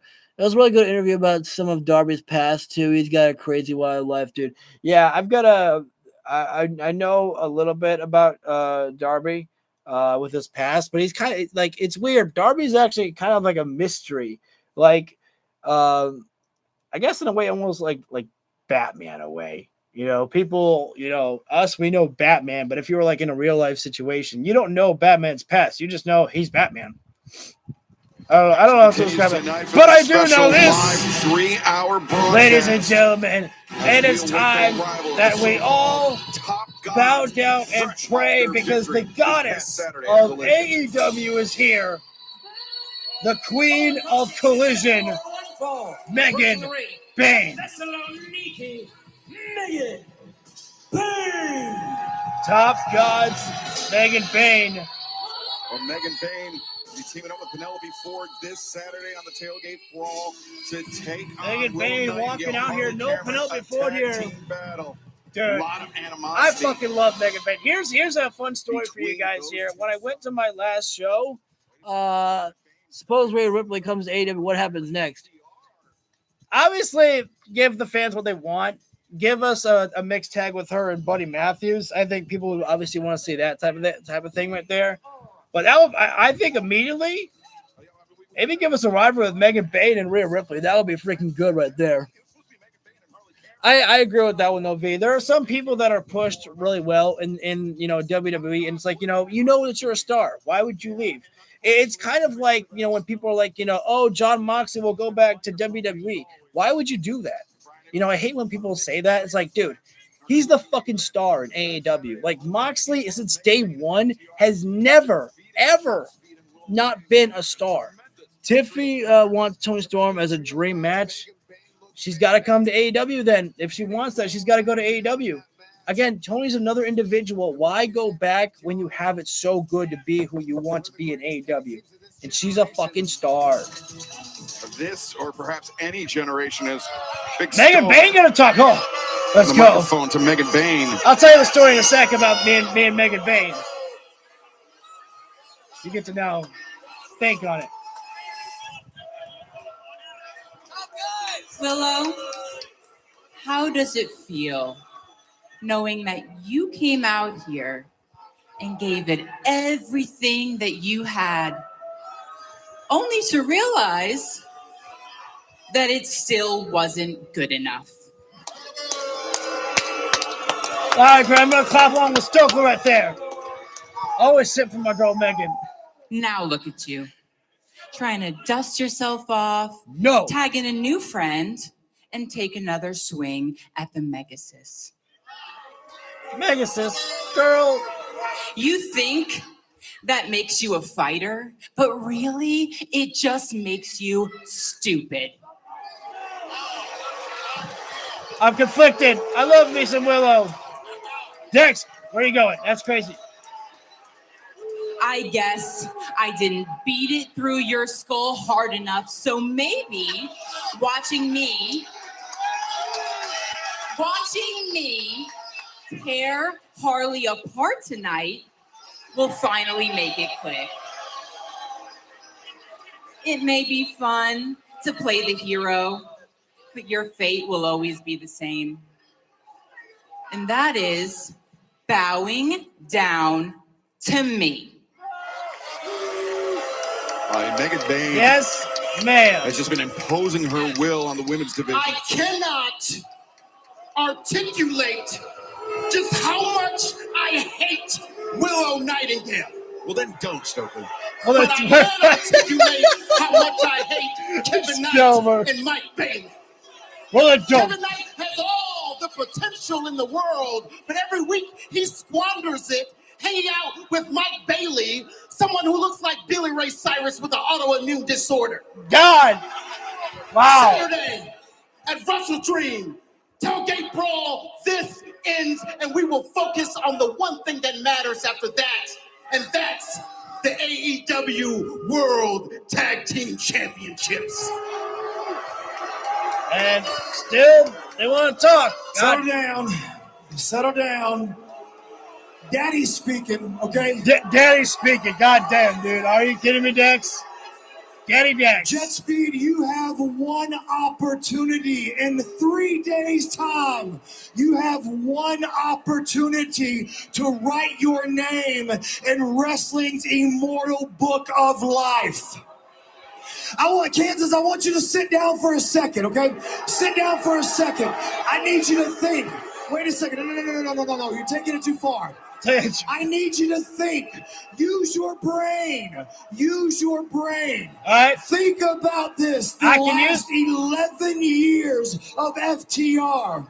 10 world championships across 7 different brands. Multi-time tag team of the year. Multi-time match of the year. I feel like Cash doesn't get appreciated enough. If I shut up, you all leave. You paid to see me. We didn't even know you were here. To see me. You weren't even announced. Jet Speed, although there are people in this world who will never give us our credit, I hope that's not you. Because Saturday night, you will stand across the ring from God, Jet Speed. Wow. All right, that was a line.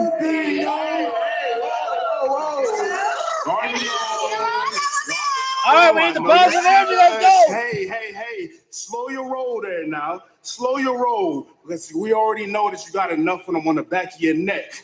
Listen, we know that you guys are riding high right now because you beat Jet Speed Babe last week. Whoop-de-doo. We still got a lot of unfinished business here. So how about we stop bloviating and get down to action? Yes, exactly. And Nemesis, I now realize why you found this other group of losers. I know what FTR stands for, guys. Fear the Wrath! Wait, Fear but, the Wrath. Harley, there's a W in Wrath. That's not quite right. W. Yeah. I'm missing the W. I'm missing the W. But I'm going to get it tonight. Ah, that was good there. You know what?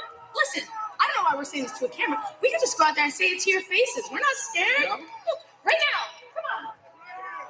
I agree with everything that's been said. Speedball, you don't have to say nothing else. Well, that video is playing. Wait a second, what the hell? Wait a minute now. We're supposed to have a match here right now. That is unfair right there. Willow Nightingale and Harley Cameron's in a double DDT on Megan Payne because they're scared. They're scared of Megan Payne right there. And now Jet Speed on the top rope here. Double time dropkick taken out. FTR there. And now Jet Speed FTR. And I don't know if we're even having a match anymore here, ladies and gentlemen. This is just turned out into an all-out brawl here right now. Oh, spin out kick there by Speedball. And Megan Bates and up and over. And spine busted up by Willow, taking down Dax. What about that, Brian? That was incredible. And now Kevin Knight, top rope city here. High Sky Frog Splash there. Oh, I think we can throw. Wait a minute now. Are you kidding me? We're not getting a match here. Getting the better of the top gods here tonight. You said it yourself. I can definitely say that. They had the numbers. It was an unfair advantage in the numbers game there for Speedball Mike Bailey. Kevin Knight. Gentlemen, the scheduled match between Megan Payne and Harley Cameron starts right now. Wait a minute now. That's completely unfair right there. Megan Payne. Cleared out the ring. Got hit with a double DDT. She was double teamed here. And rocket kick right there by Megan Bayne. Shrugging off any ill effects and coming out of the gate. And Megan Bayne right now. Harley Cameron made a big mistake right there. Megan Bayne is strong, powerful, and dangerous. And you've already pissed her off right there. She's already aggressive as it is right there. And you made it worse for yourself right there. And Willow was doing Harley a disservice. I am enjoying it right now. Oh, palms right there. I said I was going to tell a story about Megan Bayne, so give me a second here. At the last show that I went to, I saw Megan Bayne actually walking up the ramp right there. And normally, you know how Megan Bayne is always like stoic and doesn't really smile.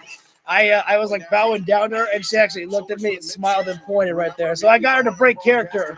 They didn't show it on the show, but I got her to break character. The tailgate brawl this Saturday. As Megan Bayne, the goddess of AEW, in full control over Harley Cameron, the queen of collision, snap on the suplex there. I know, right? I freaking love her. For more information about joining us this Saturday live. Harley Cameron made a big mistake right there again. Her and Willow Nightingale, they pissed off Megan Bayne there. Barrage of knee strikes to the midsection there is now Megan Bayne about to go corner to corner here right now. Charge up and into the avalanche splash there. And now into big time belly to belly toss there. If anyone's feeling the wrath right now, it's Harley Cameron here. You're feeling the wrath of the goddess of AEW, the queen of collision. To Harley Cameron. As Megan Bayne is able to take her time playing with her food here right now. It's Megan Bayne and Harley Cameron on the match is on. Body slam there by Megan Bayne, and Harley's back up here. But she walks right into another body slam there. Two consecutive and body Megan says, hey, y'all want to see a third one? How about third time there? And usually the audience would cheer for that, but they say no, they don't want to see it. They want to see Harley Cameron get some fighting, and she does. Harley Cameron right now. Into Bulldog as Megan Bayne went first in the middle rope there. Trouble here is Harley Cameron. Harley right now using a chokehold up against the ropes right there. Implementing some wrath style right there. Harley's got a temper, and she can use that to her advantage. I must unfortunately disagree with you again, my friend and son. I can never root against Megan Bayne. I can never root against my girl. Harley Cameron's about to perform a high-risk maneuver, which is not good. Took too long there. Palm strike there by Megan Bayne, and now. Yeah, a little too slow getting to that top rope. Megan Bayne, backdrop suplex took Harley Cameron in from the ring apron out to the, from the ring apron to inside the ring there. This match continues live on TBS and HBO As the Max. queen of collision continues to dominate, Harley Cameron had a moment there, but only a moment to actually have some offense moving her direction there. But Megan Bayne throwing Harley Cameron to the wayside outside the floor here right now. And the queen of collision can do what she wants right now. She's going to go outside the ring and implement some more punishment to Harley Cameron outside the ring here. Throwing Harley Cameron directly into the barricade right there. And Megan Bayne wanted to get up close and personal with the camera to show her dominance right there, to remind the world of how great she truly is. As Harley... Oh, straight jab there by Harley Cameron. A for effort right there, but one heavy strike there by Megan Bayne to drop her down there. As Megan Bayne, another body slam outside the ring right there. I can only imagine how much that one had to hurt right there with that thud right there. Megan Bayne, she could have tried to go for a count-out victory, but she wants to show her dominance at full force with getting a victory inside the ring right there, which we do respect and appreciate. As Megan Bayne does throw Harley Cameron inside the ring, and now about to go on the attack here again. Harley, she got up for a moment, but she's taking so much abuse in this matchup right now, she couldn't even keep her balance right there. Is falling over. As now the only thing keeping her up with the ropes right there is now Megan Bayne palm striking at the chest right there. In the midst of a grudge match tonight, our third. Also, if I didn't say it, thank you for the second. Harley Cameron trying to fight apologize. from I don't think I said that. against Megan Bayne. The avalanche. Harley with a roundhouse to the back of the head. Harley Cameron trying everything she can to neutralize it. Not sure what the goal from Harley Cameron was there, but into the lariat there by Megan Bayne. With a big time lariat. Too strong, Megan Bayne that time, just too strong. Now, What could make? Wait a second, Megan Bain. She thinking about going top rope city here? Climb the ropes. This is an interesting tactic. Yeah, Megan Bain, not really known for much high-risk maneuver. We've seen it before, but Harley Cameron put a stop on it. And now Megan Bain, tree of low position. Locked up in the tree. Rapid fire strikes right there by Harley. Harley Cameron going quarter to quarter. Drop kick to the midsection right there. Megan Bain, nowhere to go in that one. As Harley on the rebound and comes in. Tilt the rope. Oh, DDT! It was not clean, but got it nonetheless there. Man, Harley almost had it right there. As you mentioned, that is a huge statement there by Harley Cameron, but what's even a bigger statement is if you can win against Megan Bain. World champion, timeless Tony Storm. For Harley Cameron to get the win here, I mean, and to suplex. Oh, Megan Bain with a Falcon Arrow. She's won matches with that, if I'm not mistaken. Harley, though, kicks out. Yeah, Harley Cameron was just going for a suplex, and Megan Bain countered it right away into that Falcon Arrow. Yep. Brian Danielson, please continue to really place her. watch out when you're in the ring with Megan Bain that you don't put yourself in a position for her to overpower you like that. Wait a minute. Is Megan Bain going to go for an avalanche face descent? Oh, my goodness. She's got Harley Cameron with a firewoman's carry. Definitely not good for No, Harley. that was bad. Oh. Megan Bain, sunset flip bomb. Cover out there, no way. Oh, man. She almost became only the second woman in AEW history to pin Megan Bain. And Harley Cameron really showcasing the skills and reminding the world about how dangerous that she is as well. Harley Cameron going to go quarter to quarter right now.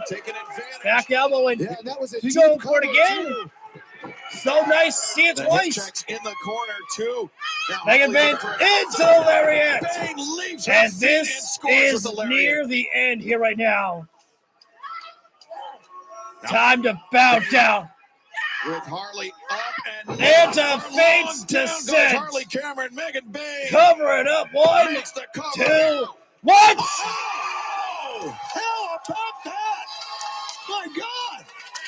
No fucking way. Did Harley Cameron kick out? I'm shocked, and to be honest, I'm shocked too. I don't know if anyone's kicked out a fake descent. She doesn't know what to do next. Harley Cameron digging deep, able to kick out. Harley Cameron refusing to bow down, but taking a moment to collect herself. Megan Bain plotting her next move. No, Jack.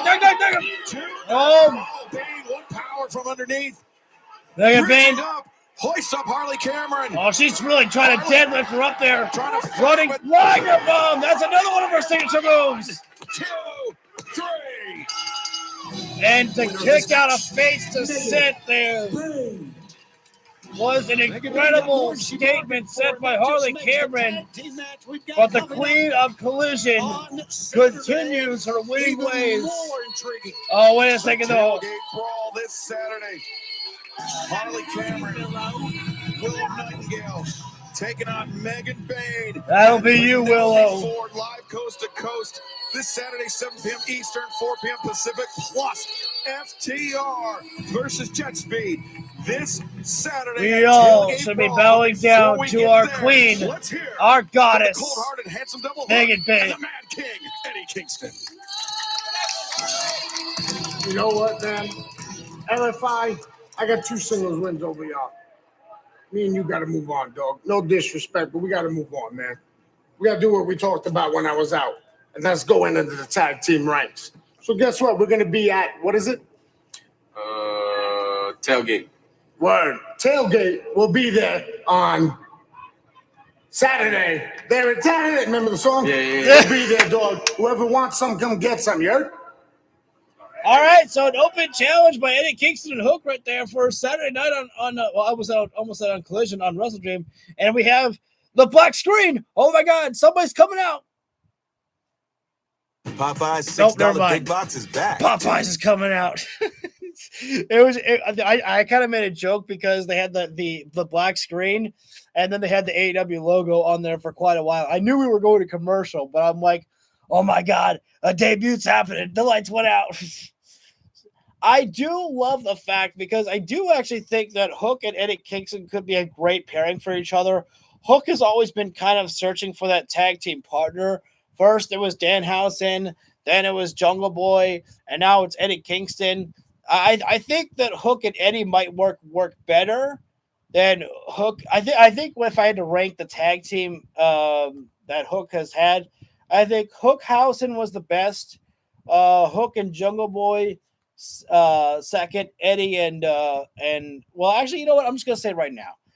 Hookhausen was the best. Hook and Eddie number 2, even though they haven't had a tag match. Well, they've had one tag match with each other, 1 or 2, I can't remember.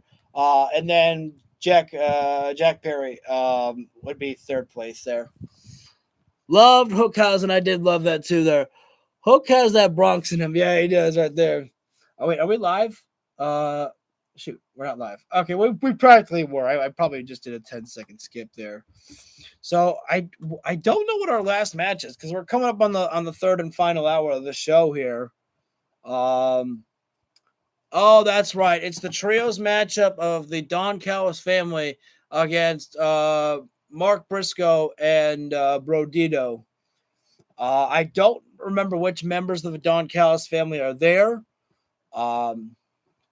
But that is our main event there. And they only showed one time about the graphic about them. Been a pretty good show though tonight. I will definitely say that. I mean, honestly, I still can't get over that segment between Moxley and Darby Allin. I mean, there are just moments in AEW history that I know that were so special. MJF against Will Ospreay on Dynamite. I was like, that is a match that is going to be written and remembered in AEW Dynamite history. And Moxley and Darby in that promo segment, like I said, the best compliment I could give to them is like it felt like I was watching a movie. I wasn't watching a pro wrestling show. Don't get me wrong. Of course, I love professional wrestling. But that right there was cinema. You show anybody out there who still likes to say AEW doesn't tell stories and they're like, oh, I love WWE for that cinema. It's like, let me show you some cinema, okay? This is AEW telling stories. To me, that was Hangman and Swerve right there. When Hangman burned the house of Swerve. It's just that to me. It felt like the same type of vibe right there for it. Sorry, I'm going on a glaze fest just so we can keep talking and enjoying some stuff right there while we're waiting to come back live with Dynamite here. My God, the zebra survived the alligator in this Red Bull commercial. By God, that zebra, you drink the Red Bull and you survive, son. I'm gonna get back and watch that vignette again, dude. Yeah, absolutely. I really like what I love to do sometimes is I love to watch YouTube clips of people's reactions to moments, and I'll probably do the same thing by watching some reactions right there.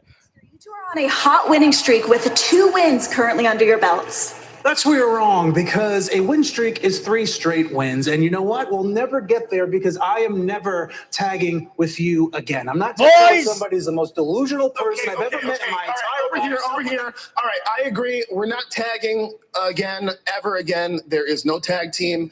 It is very fortunate because I hate sharing the ring with somebody like you. Look at you. All those picture frames. You look ridiculous. You know what? I'm glad you brought that up because I just added a 5th one. And as you can see right here, when I was the face of Rihanna Savage Fenty campaign. What were you the campaign of, huh?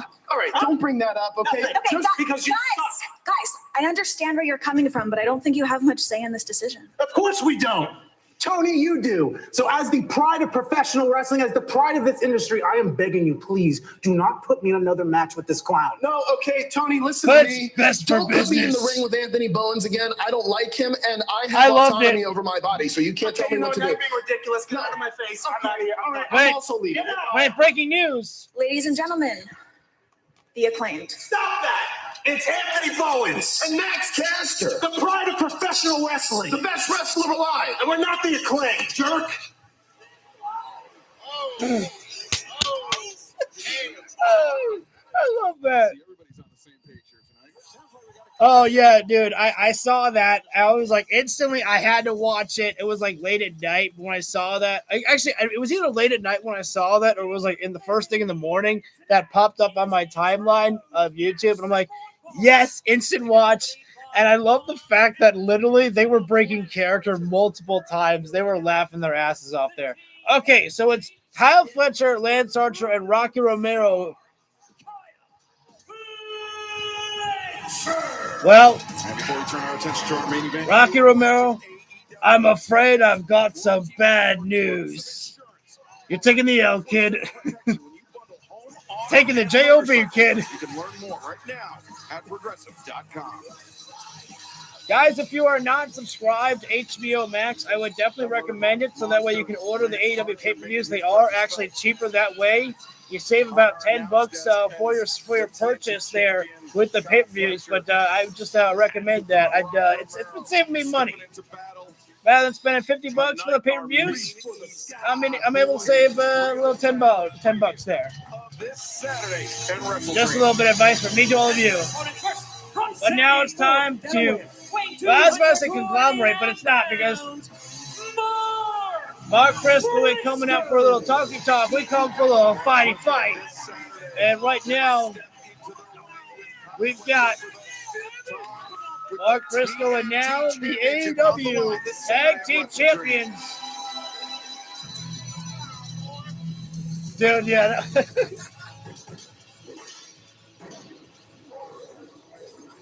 I was getting scared for a moment. I was like, what the hell's going on in the back there?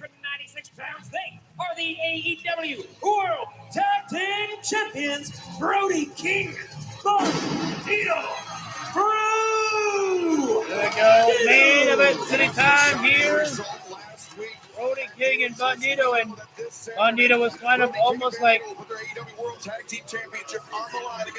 love that there. Viva Bandito right there. I'm a little kid right there. That's the type of stuff that warms my soul right there. Bandito, after his loss, after the loss to Konosuke Takeshita and Kazuchika Okada right there, Bandito was disheartened right there and feeling like that he had let his team down there. And gotta remember that sometimes losses happen there. I'm going to tell you this: in the immortal words of the Wu-Tang Clan, we bake the cake and then. Now here's some good news, folks. That Bandito right now, his shoulder does appear to be in a better spot there, as it's only got the tape on, not like a shoulder there. At Dynamite Homecoming, we've got a very real chance of taking the AEW World technically, Tag Team we're supposed to have like 6 minutes left because it's supposed to be 7 to 10. Well, there's no way this match ends within 5 minutes. Hell no. Very strong-willed, but exceptional. I would say that we've got about 15 minutes left for the show here. They'll be going to overtime. Don's talked about this. Sorry, I didn't mention that Kyle Fletcher tagged out, and there's Archer. So from behind there, Rocky Romero. I think it's very apparent. And I think that the goal of the Don Callis family in this matchup right now is to bang up Mark Briscoe as much as possible here. So let me just get this straight for the viewers. Brian Danielson says I'm right. You say I'm wrong. Wait a minute. Briscoe with a little of that redneck kung fu right there. And there you go. There's the chant to turn around the world. Fuck Don Callis. Will there ever be an overrun, you reckon? Oh, yeah. They do it every week. I mean, every week we get a little bit of an overrun. We get, an overrun time. Like, they never end the show at 9 o'clock anymore. It always goes a little bit past, like, about a 9 or 7. Tonight will be no different. And I didn't think that we'd actually see Kyle Fletcher inside the ring with Mark Briscoe, but Fletcher is no coward. I say that as he attacked Hologram weeks ago right there, which is very cowardly behavior. Headbutt there from Briscoe. And now Briscoe's got to remember here, he does have Brody King and Bandito there that he can tag out to, as he's got to keep himself at the helmet ready for Saturday night there. I know that how much he wants to prove that. And, oh, never mind. Great job there by Briscoe. Tagging out to Brody King there. Smart there, because it's easy to let your emotions get away from you and wanting to beat your opponent before the pay-per-view. But Briscoe's playing it smart there. Bandito right now with a body splash, and now Brody King, the final one. Brody right now. Oh, body slam there on Fletcher. And how about you? Get a body slam, Briscoe. Wait a minute, Bandito. Wheelbarrow. Wait, nope. Shorty's King says drop down on the Fletcher. And we just got, yes, Macarena, Mark Briscoe and Bandito. Brody, come on, man. One day. I think one day when Brody King actually does the Macarena, I might have to get out of my seat, my chair here, and actually, actually have fun and be like, yeah, he finally did it. So we are in picture break, ladies and gentlemen. Our final one for the night here. Mark Briscoe right now, legal man, trying to get for Fisherman's. Nope. Fletcher trying to break out as he does. Nope. Briscoe lands on his feet. Transit. Oh, wait, no, hang on. Oh, there's that shot there. Don't do it, Brody. It'll ruin my cool factor. Oh, there's the lawn dart by Kyle Fletcher. Now, normally Kyle Fletcher in a one-on-one matchup would go right for the brainbuster after that, but Kyle Fletcher may need to make a tag out here right now. There we go. Smart strategy again. These guys realizing that they don't have to go after each other here right now for the entire time. They've got time to wait days later at Wrestle Dream on Saturday night there. And why not just send in the Murder Hawk monster himself right now? Oh my God. Is Lance Archer, is that the reverse Macarena? And you know what, Brody, if Lance Archer can do the Macarena, then by God damn it, you can do it too, Sean. You better do that Macarena, Brody. It's late at night. I'm bringing out the Jim Ross voice. Do it, Sean. Do it. Now the tag being made. Here comes Rocky Romero here right now. Roundhouse kick to the midsection to Mark Briscoe here. And as I said, obviously the goal for the Don Callis family tonight obviously would be to get the win, but the most important thing for them would be to perhaps damage up Mark Briscoe. And Rocky loves to get a close-up shot to the cameraman right there. A little shimmy action right there from little Rocky. Now Kyle Fletcher getting involved with a little shimmy action as well there too. Sometimes you love to see the wrestlers having fun. When they're having fun, it just kind of gives you a smile on your face as well too. And now, wait a second, I think Archer's choking out Mark Briscoe with that tag rope right there as Fletcher charges in with a kick to the midsection there. As now, Kyle Fletcher and Mark Briscoe one-on-one inside the ring here at the moment. And there's that explosive body slam there by Kyle Fletcher. And honestly, I don't think that body slam was actually as explosive as he normally is there. Perhaps that was just perhaps that was Kyle Fletcher just biding his time and, mocking Briscoe in a way, because we know the biggest thing about Kyle Fletcher, he's so good inside the ring, but man, is he as arrogant as ever.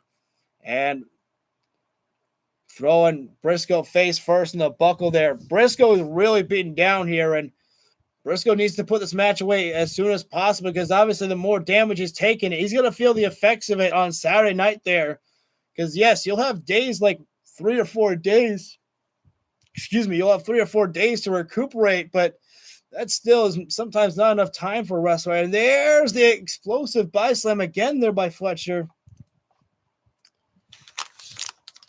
I'm going to open up my bag of chips. Sorry, I'm getting a little hungry right now. I think I blame V. He got me hungry for burgers. So my stomach's grumbling. And I want some food.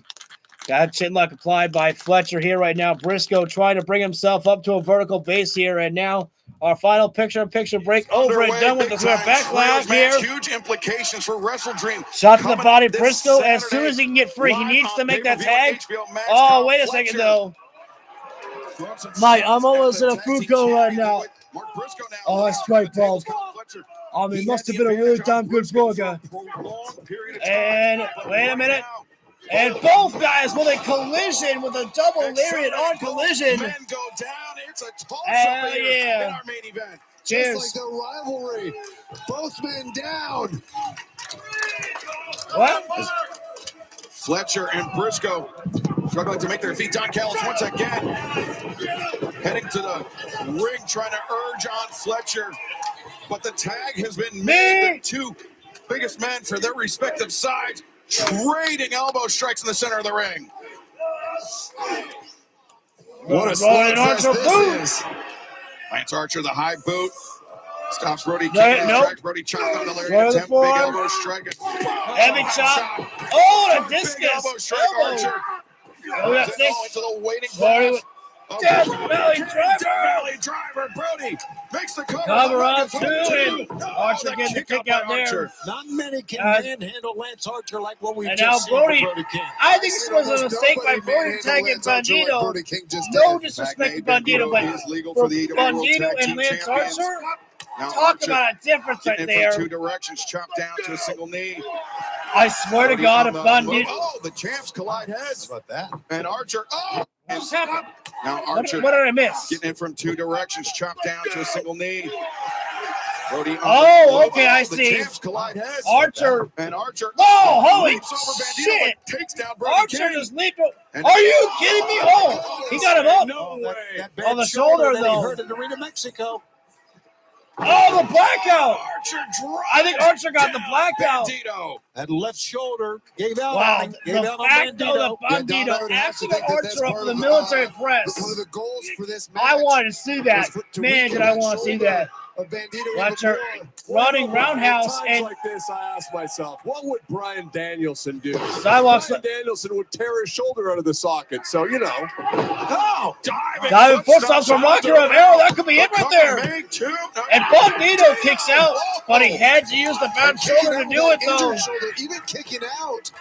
Rick Knox Yep. struggles with See, mathematics. me and Bryan You Danielson are can't now get sharing the past same two. brain. And fans, some breaking news. Tony Khan has just Now informed what? me that due to the intensity of the rivalry, the Hurt Syndicate versus the Tornado Saturday at WrestleTraining, Trios it will match. be a tornado trios match live Between the on pay-per-view Demand and the Hurt HBO Max. But Syndicate. before we get Their there, street fight was incredible as it was last Wednesday or Tuesday. Oh, wait a second. Half of suplex. I can't keep up with Kyle Fletcher right now. Tailgate brawl, the conglomeration versus the Lift Riders, 8-man tailgate brawl as Oh, Bandito slipped. ascends to the top. Tornado still got it, though. Takes down Fletcher. And out. Uppercut there by Rocky Romero. Elbow. Must-see And out. television. Bandito's got him off the military press. Not as much weight, but it's Rocky Romero as opposed to Lance Archer right there. King, what a senton. And out. Wait a minute. Froggy Bone. And the entire Don Callis family is down, but there's Kyle Fletcher to make the save. Fletcher there to intervene. What a stud Kyle Fletcher is. Look at that save. I agree with that one there. Yeah, I didn't think he was going to make it either. You guys Oh, always now forehead to underestimate forehead. the Bulldogs to protostar. Bulldogs. Fletcher and Briscoe battling out here. And the fans are enjoying it as the This Is Awesome chant breaking out for the main event for them. It's been a 3-hour show here, and they are still very excited for what they are seeing right now. Briscoe up and over. Super kick. And Brody lariat there as Fletcher. Wait a second. Oh my God. Good recovery by Briscoe. Running blockbuster from the ring apron there. From Briscoe. Flipping blockbuster from the top. Look at this. There. Oh, just what a punch by They are Brody. so in tune with each other. Bandito right now. Around the world DDT there. On Lance Archer. And Rocky Romero. Bandito. And Good night, this is son. bad news for Rocky And Romero. Dante's Inferno. 1, 2, 3. All right, Don, you're over 2 tonight. Is Mark a future TNT champion? There's more family members waiting in the wings. They're still battling. Kyle Fletcher and Mark Briscoe are still battling up on the stage. They cannot be contained from each other here. Don Callis better go chasing after his protostar there. Champions, Brody King and Bandito. Bandito might have won the battle, but we will win the war in St. Louis on Saturday. Oh, wait a second. Something happened. The lights flickering here tonight. The newest member of the Don Callis family. Coming out of the ramp. Wait a second. Can I still call him Blitzgram instead? The unified champion. I'm going to call him Blitzgram. I like that better. Wait a minute. Oh, remember there is no Kenosuke Takeshita here tonight. While the Rainmaker hits by Okada. Will we have new champions crowd? Because of Glitchgram with a distraction right there, Okada was able to knock out Brody King with a Continental Championship. or excuse me, the Unified Championship, and then took out Bandito. Rainmaker, the Alpha, they challenge for the AEW World Tag Team Championship. Plus, I just wonder in what way can Okada and Takeshita work with each other here.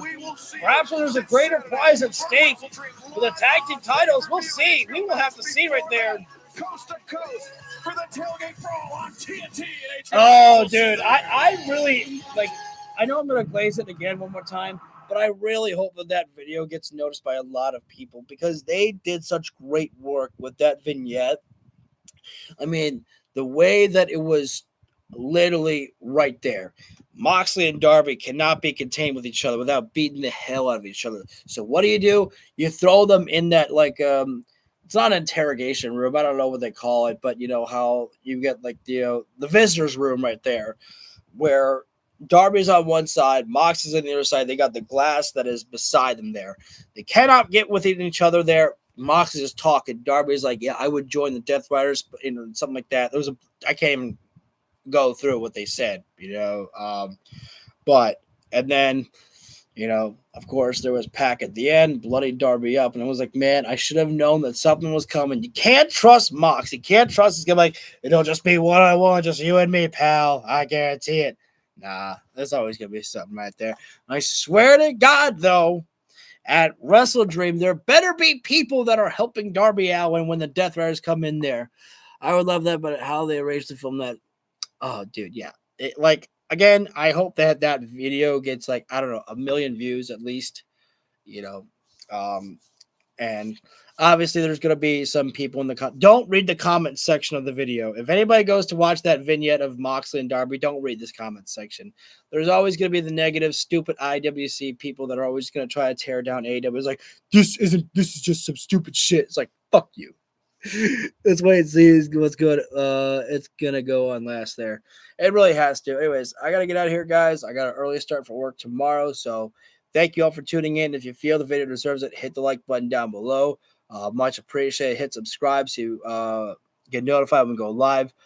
There is no Collision on Saturday. Wrestle Dream will be on Saturday. I will not be able to show and will not be able to stream it on Saturday, though. We are going to have to do it on Sunday. I do have a family gathering on Saturday for an occasion. And I will not be able to do the show on Saturday, but Sunday, be there. Again, hit the bell so you get notified when we go live for all that there. So thank you, V, as well. It's always a pleasure to hear from you, buddy. Anyways, guys, take care. Have a good night, and I will see you all in the next round.